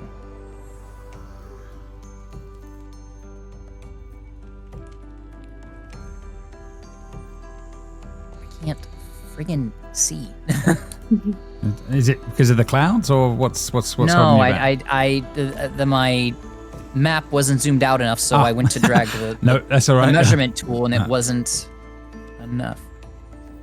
I can't. They're 5 feet away from me being able to do anything. Oh man. Oh yeah. So It's the sod's Zisa, Zisa runs up, skids to stop, and as if she's gonna do something, does some quick calculations, and her arms drop to the side, and she's actually just going to drop prone. Okay, drop prone in the moment, no problem. Yeah. Okay, that is officially done. Next on the list, Runa is dead. Hodor, you're still up at the moment, aren't you? I have 1 HP. Oof, okay. Okay. How dead do I have to be to activate little girl? Well, yeah, you would have to be you would have to be unconscious, and then others would do it for you on that front. Cool. But no, yeah, she could have brought you back up if you had dropped. But We can do that for Blythe, though. He is still up. Yeah, both of them. I forgot. Yeah, magic powers galore fine. right now are kicking in. I'm just. Oh. Yeah, you would have never seen anything like what just happened next to you, Hodor, as well. Yeah. That is incredibly unusual for someone to. Yeah, that's not an human. arrow sticking out my chest. Yeah. I also I'm fine, forgot though. what spell. I forgot what spells I have, so I could have helped myself in that moment, but I didn't. So sucks to suck. Oh. Anyway. Well, he has to learn in combat. Yes. Yeah. Just trying to see through things. Guess I'm gonna have to use my last spell to just do cure wounds on myself. I feel that's what I would do in the moment. So Hodor's going to, if it can be heard over the horrors of everything, Hodor's going to break one of his fingers. Oof. And as it does, black kind of like tendrils follow up his arm, and that will be what heals him.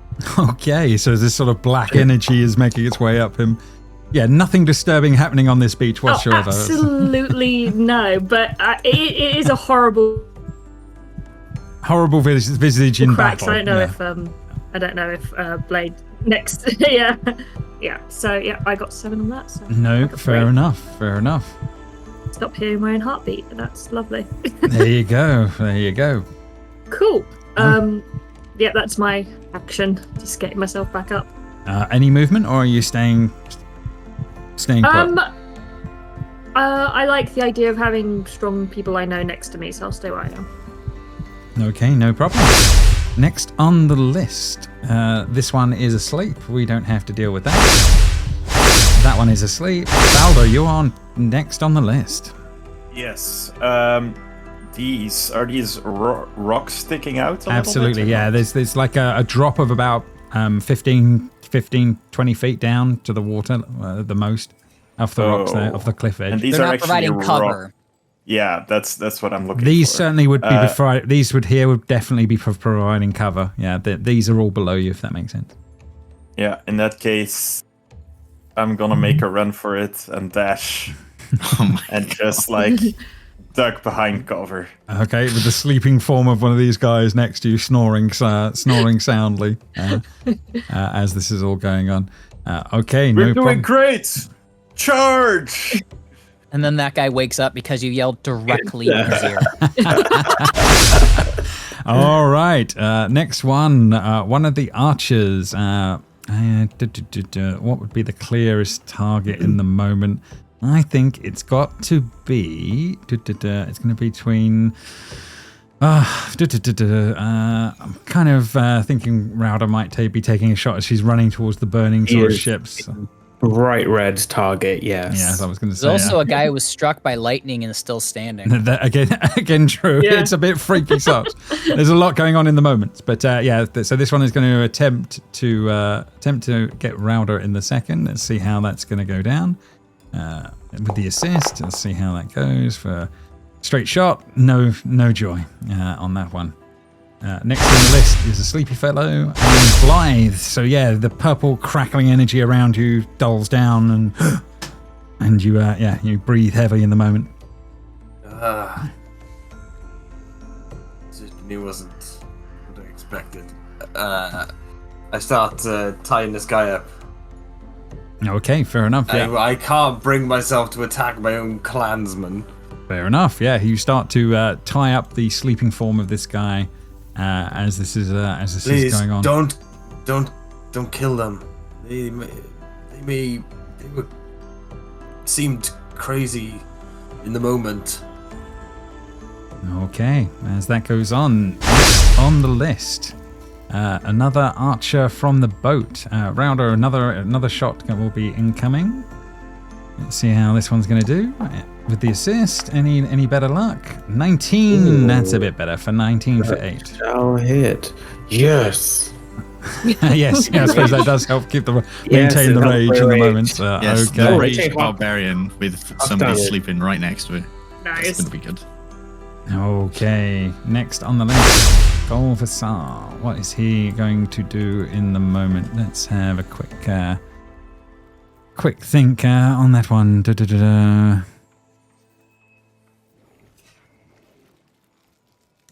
I think he is going to.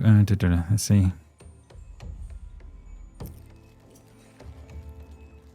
Okay. Yeah. So yeah.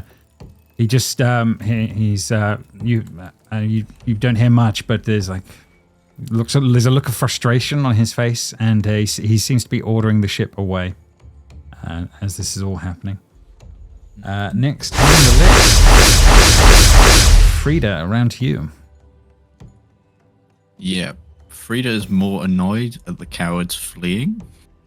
Yeah, they seem to be. There seems to be the ship is just Yes, going right and now. Baldo. She has noticed Baldo, don't worry.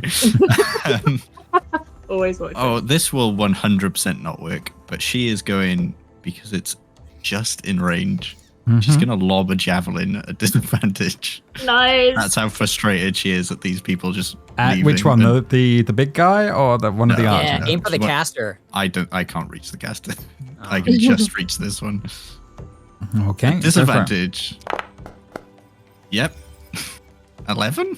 11 on this archer guy. You watch as he gets impaled and pierced and falls into the water. You see an absolute, just this mightier strength of just woof, 100 feet of a javelin just impales this guy. And there's a start as this as the guy at the front of the ship sees that happen. Another one of the rowers has to get up and get into his place in the moment. But yes, you definitely caught one, and they have fallen to their death in the sea. Another archer. Perfectly 120 feet. In this case, this will be Frida incoming at yourself. Let's see how if he can return the favor. That's short bow incoming.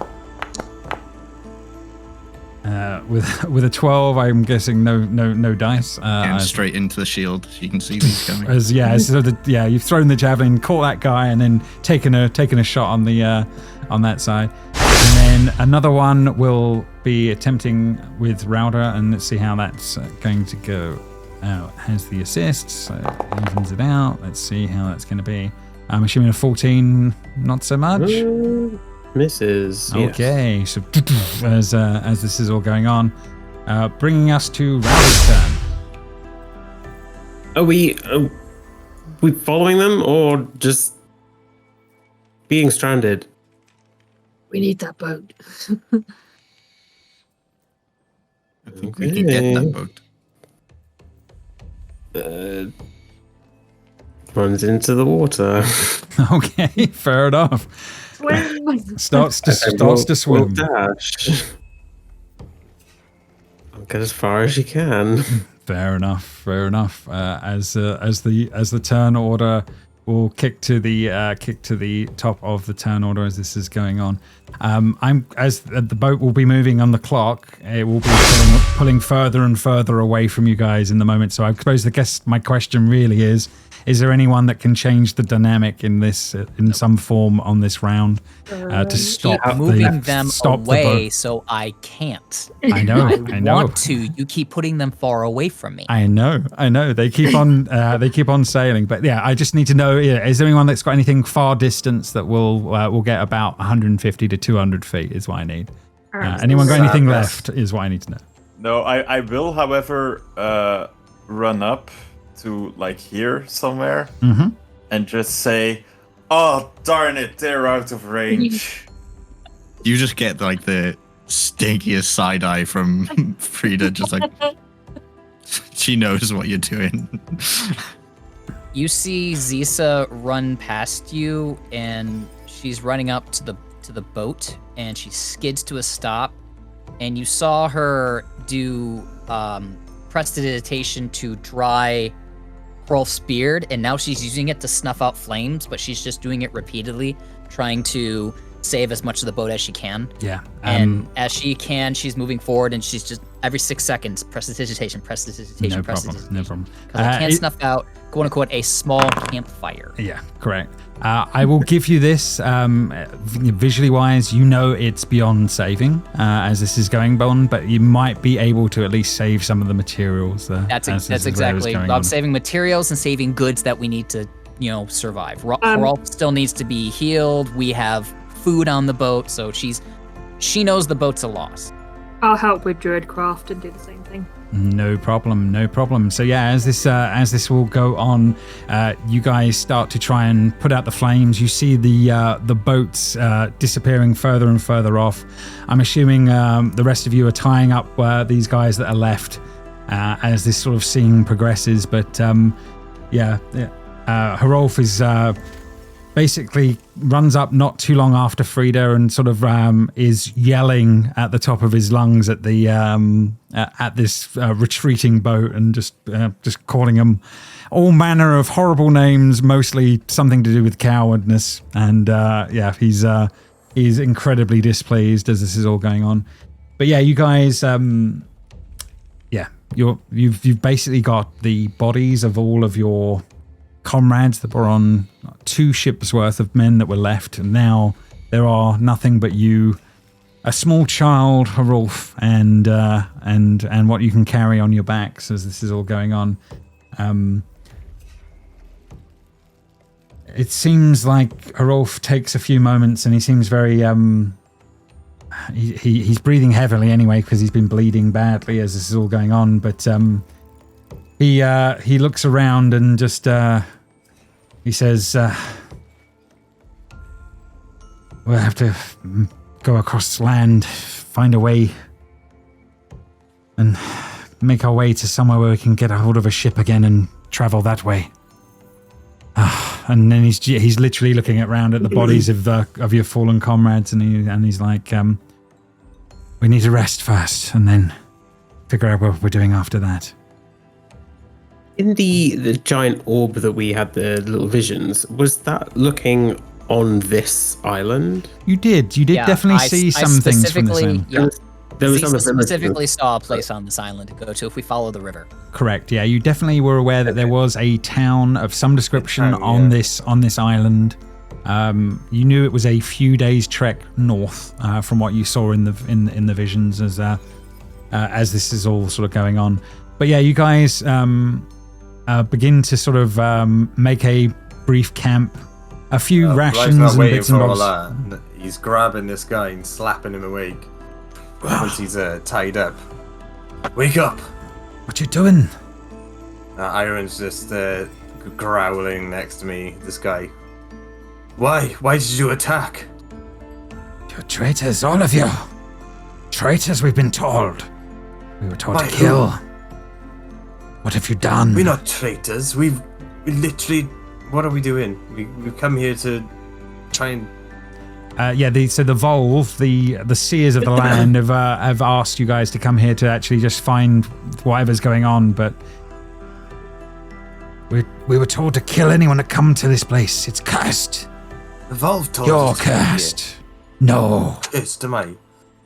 Yeah. Look at I me. saw things. I've heard things from people now. No, we cannot trust you. And he's sort of looking at you're one of the mainlanders, aren't you? Meaning you're one of the main clan rather than one of the outliers like they are. What are you talking about? And I told a machine like bang against it. He's like, The Witch King has bewitched all of you, surely. We know that now. It's what we've been told. by who? By the lords, by the leaders of ours. We were told to come here and avenge our fallen and take out anyone that sought the cursed tower. What fallen? What has happened to war? Been taken over by the Witch King. And basically, he's basically saying that, your clan are in theory, are taken over by the, by basically a lord of evil, would be what he was saying. It doesn't make any sense. What he's saying doesn't make sense. Can I, no, I've done this. I'm not going to do it again. I think he's... You can make now because you're not under pressure of time. You can make another insight check and see where he's at on that front. Still be a disadvantage though. I know. Oh, a 19, but a disadvantage becomes 12. A 12. Okay. I will give it to you. You think he isn't lying. He believes what he is saying. The Red Witches, you're all cursed. This place is cursed. This is what we've been told. This place... You must die. I do think this place does seem a bit cursed, to be honest, but we are not traitors. We're not traitors in any kind of fashion. But you're with these others. Here, we've tried... They're not Wa. And this is the first time that anyone... Yeah, this is the rest of you. This is the first time you're hearing that they're clearly talking as if they're from the same clan. This would be the first sort of hint to the rest of you, if that makes sense. They may not be Wa, but I've been traveling with them for months. They're trustworthy. They're trying to save us from Ragnarok. It's coming. He tries to spit in your face. He's not believing a word of it. You know that... Oh, shit, what the giant's called? The Jotun. Jotun. You know the Jotun will return. He laughs out loud as you say on that one. You know you trade myth over the Witch King. It's not myth. We've seen it with our own eyes. Lies. Yisa has. And he's just he's struggling at his binds, but he's well tied up, but he's not having any of it, Blythe, in the moment as this is going Blythe, on. I think these are a lost cause. I think we should just dispose of them. Just dispose of them, and I won't kill my clansmen. No, you're right. That I means will. they'll end up in the haunts of the slain. We should just throw them into the water and let that be their end. Or just throw them into the fire. Harolf that they have agrees with you, started. Rauder, on that one. Agreed. They don't deserve anything more. Attacking when you're under the protection of the Volve is cursed by anyone. Do you recognize any of them, Blythe? They're clearly from your lot. I don't. No, you don't. Yes. Barring the leader that you haven't said about that. Did they grow? Did you grow up in war, or were you brung there with the Witch King? He doesn't answer on that one. He's confused as he's looking at you. But he's just angry. While this is happening, Zisa is she's still putting out the flames and calls for Baldur to come grab some of the heavier things off of the ship as she gets the flames out of the way so we can start unloading the items that we need. Absolutely, yeah. Sure, You're definitely saving some rations and some travel camp gear, the normal sort of things that would be useful for travel as this is going on. You don't think you're gonna? Well, you could you could stop the whole of the husk of this thing burning out. But it's looking like you're going to be saving more than you would have as this is kind of going on. Yeah, I think as Zisa goes, she's kind of analytically figuring out that like the ship is just not going to sail anymore, and we probably can't even redeem enough wood to create another ship. So she's now going for items that we need, items that can be carried, not to unload us. Yeah, to I'm thinking overburden us, in basically. terms of like bed rolls, mess kits. Yep, exactly. Yeah. So she's going for that stuff. No problem as this sort of goes on. I suppose the question sort of comes. You sort of interrogate them for a while, but you don't get much more out of them, Blythe. They don't believe you, is probably the best way of putting it. And what their story is telling is that their part of the clan was fine, but your part of the clan is literally been taken over by the Witch King, which it seems impossible. But yeah, they think that you guys are cursed as they've been told, basically. We heard Blythe call out a name, right? Like that wasn't... He called out a specific name to the boat. You did shout out, didn't you, Blythe, at one point, didn't you, to him to stop, didn't you? Yeah, but I shouted in Welsh. They do all speak technically the same language on that front. It doesn't matter. It was a name. Yeah, It didn't matter anyway. He shouted out, and he did shout out a what you would suggest Frida would be a name. Yeah, Blythe, you yelled a name at the boat. You clearly know these people. Well, I knew somebody on the boat. Yes. I don't. Who is he these to your people. clan? He is the second leader. Yeah, he would be second under the Jarl, is the best way of putting it. What was the Jarl's name? Your Jarl, 1 second. That is on the other page in here. 1 second. Where did we put War? So many clans. Where was War? Every time you say "wow," I just hear it in Wallaweedy. Hua! That's I'm a war. I'm a gonna win. Clan War. The Jarl would be Alarthis Vestum. Okay. Jarl Vestum. We're going to have to keep apologizing, but we're going to be butchering these kind of names for months as this is going on. I, for one, can't wait. Yes, yeah, we'll work through it. But yes, that is technically the head there. I've popped in the chat for you there. Okay, so I vest him. You probably calling me. Yeah, vest him is probably the easiest way.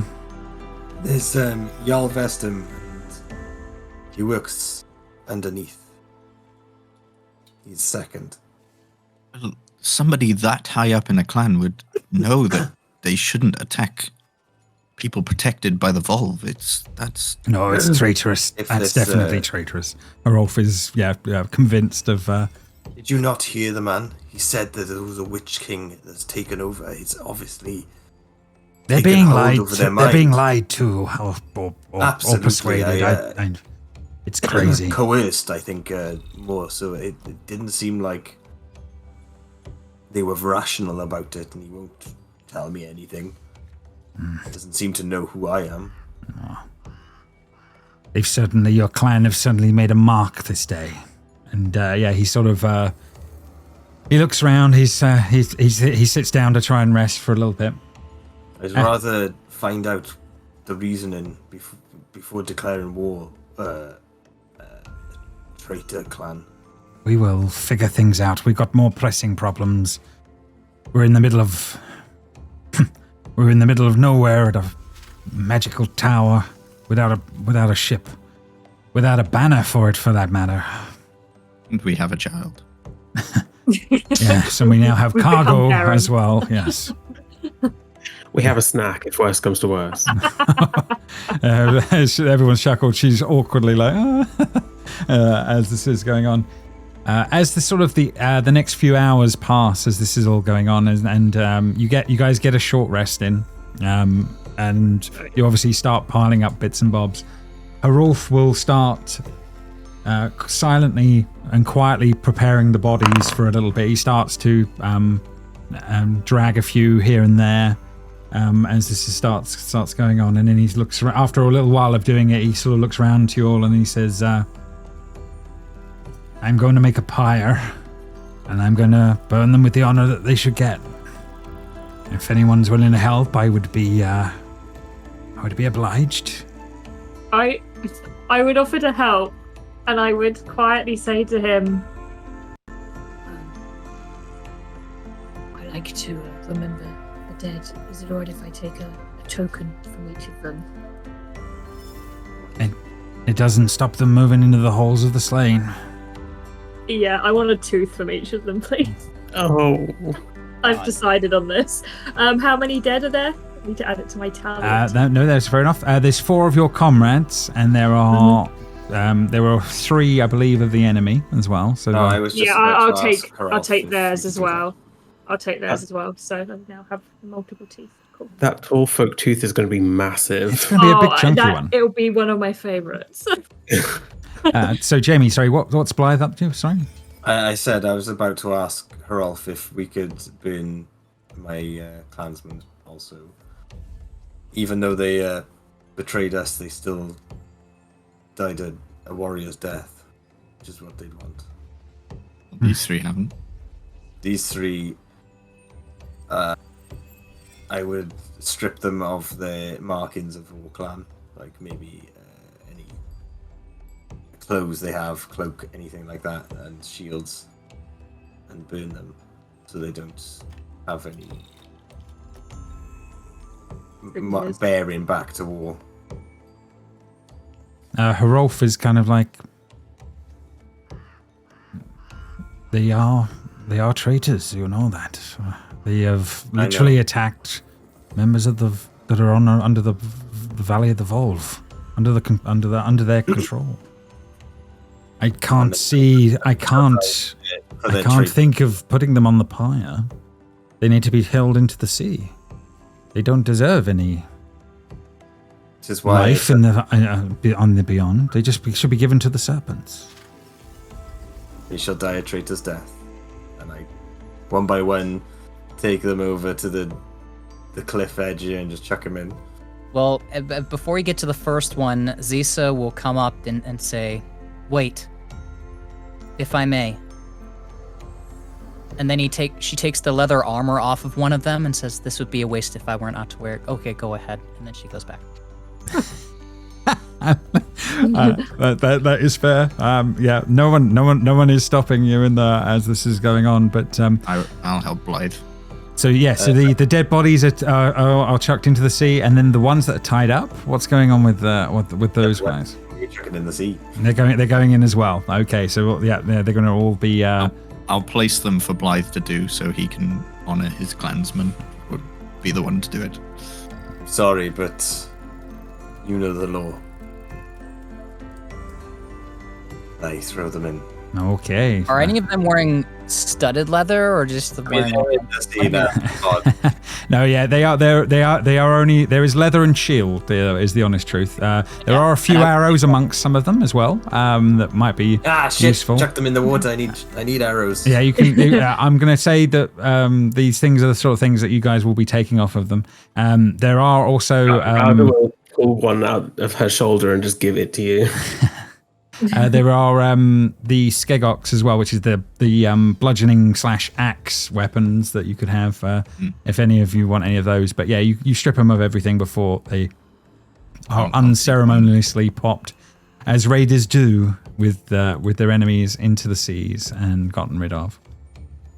And Harolf will be fairly quiet for a while, as he will help start making the pyre for the evening as well for the slain from your side. Your very large tall folk friend Zia is placed alongside many of your other comrades that were they've been on the travels for the last few weeks with you as this is all going on.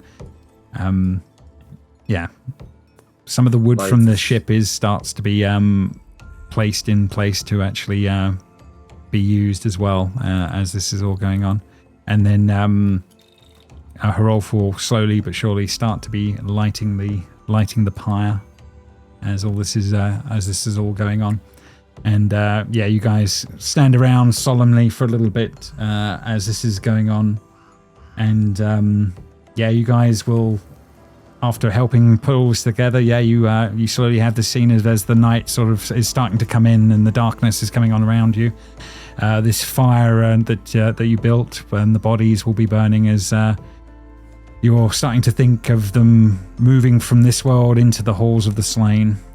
They'll at least be honoured. They died a good death, so it's certainly strange for Sila seeing this as this is going on. But she realises it's a solemn moment as all that is going on. But yeah, you watch your bodies of your comrades as their forms burn in this great pyre. The orange and red flames consume all. The light is bright and harsh as mist is forming where there's a tiny little bit of snowfall in the air that seems to be being heated by whatever's going on. I need everyone to make me a wisdom perception check, please. If I'm not around this though, that's what I was doing. Yeah, you know, if you're not going to be anywhere near any of this, you don't have to take the roll. That's no problem. Okay. On that one. Frida would be saying a sort of prayer to Thonia to allow them to pass. Okay, fair enough. Have we had everybody there? We've 1, 2, 3, 4, 5. Yep, and obviously no Blythe in this moment at this point. Okay, so Rauda and Frida and Zisa, you three will see in the fire and in the bright and the glow, you will see appearing within the glow of the fire 3 women. Like with large bird-like wings tucked tight against their bodies. Their long hair erupts from behind them, almost like flame itself. Where they reach for the burning corpses within the fire, and almost with like a beat of their wings, you suddenly see them carrying something off, and then with a blink, it seems like that image sort of almost disappears, as if it was almost never there in amongst all of this as this is going on. there'll just be a single tear from Rauda, and she doesn't look sad. She looks frustrated at seeing that. Zisa, as this is going on for you, falling down on one side, something is floating down from the air and then slowly lands in front of you. It appears to be a feather. Zisa would bend and pick it up.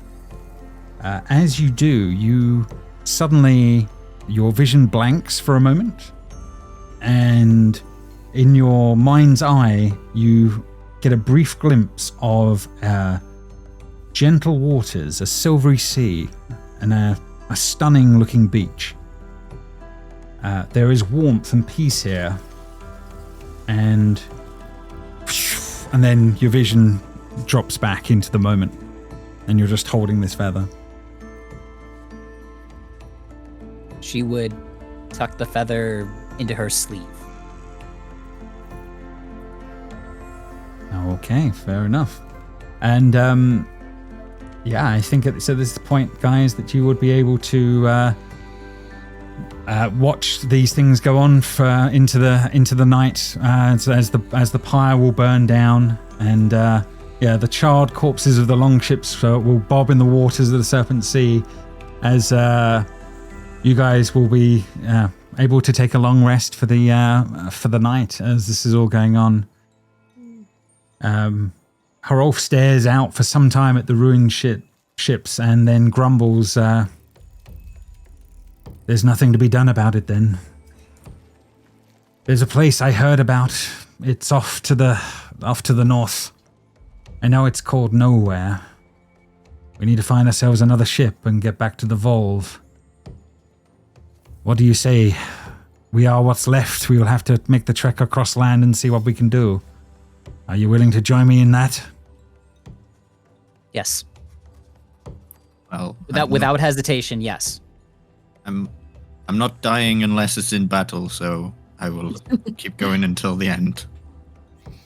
Well, we need to get back on the road, find a ship, and see how we'll do.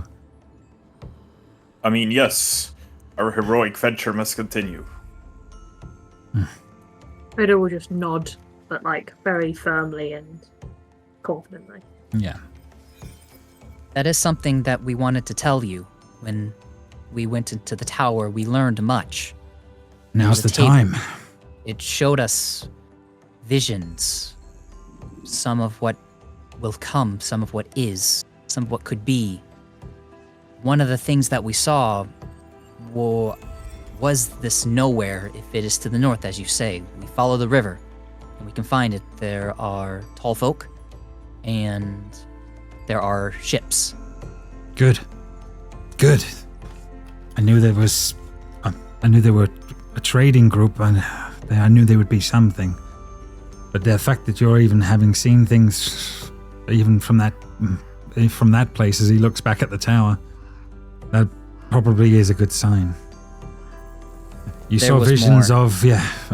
of more then.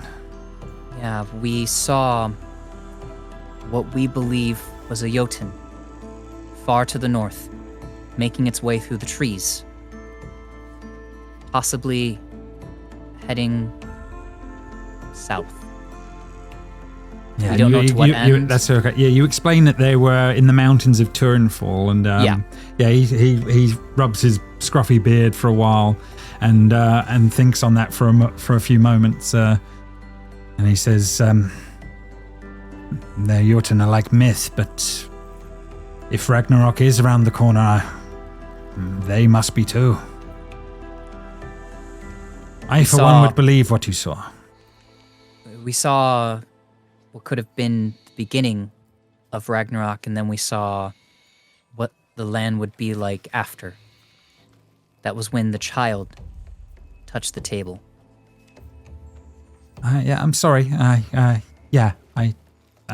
I was asked to. She sort of perks up at the moment on that one. And she talks with him a little while, and they talk through. Your wolf, Blythe, has barely left her side most of the time, if that makes sense. Seems to be quite attached already to her. Would be the best way of best way of putting it as this is going on. But visitors come here in time. It's not unheard of, but for someone to appear in this tower at the place where the Volve said there would be things to find, important things to stop or change the course of things. Maybe she is one of them, I don't know, but it's for them to decide. We will take her with us, obviously, and we will find out more. And then, you fill him in on everything else that you saw, and go through the events of the tower. And Show him the metal head. Yeah, and he's very, very perplexed by that. But maybe the Volve can shed some light on this as well, as this is a very strange thing. As he sort of turns it over in his hands and sort of looks at it for a moment. It's at that point the dying embers of the campfire or the pyre that is now sort of dying down in the night as this is going on. It crackles and splutters and then becomes unnaturally quiet for a moment. And then a face forms in the flames. It appears to be the face of that silver-haired figure that you have in your possession, or Hrolf does in the moments as this is going on. The man appears frustrated, though not angry, as he tries to speak, yet his mouth does not move. The head turns and shakes and looks back at you all, his eyes tracking across and then settling on the little girl. His eyes widen, and with the stitched mouth, it looks almost like it tries to smile for a moment. Then the fire explodes in a brilliant blaze of soaring fire that flies up 10 feet into the air. A kaleidoscope of colours erupts, briefly splashing fiery light around everywhere in every colour imaginable. And then you see an image. A great ship sits beneath the sky with no stars.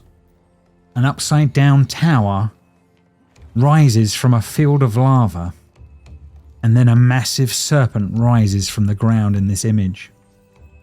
There is then a whoosh as the fire then dulls back down, and the flames dull to almost nothing from the embers of the pyre, and as that is quickly over in the moments. And I think, guys, this is where we will we will call it for tonight, as we will be moving on from these events next time, I think. Wow. But yeah, well done, everyone. Well done. I think we will call it there, and we will be on our travels to nowhere next time, as that'll be the next thing. But well done. I shall stop the stream there. We're going nowhere. You're going to nowhere nowhere. Right.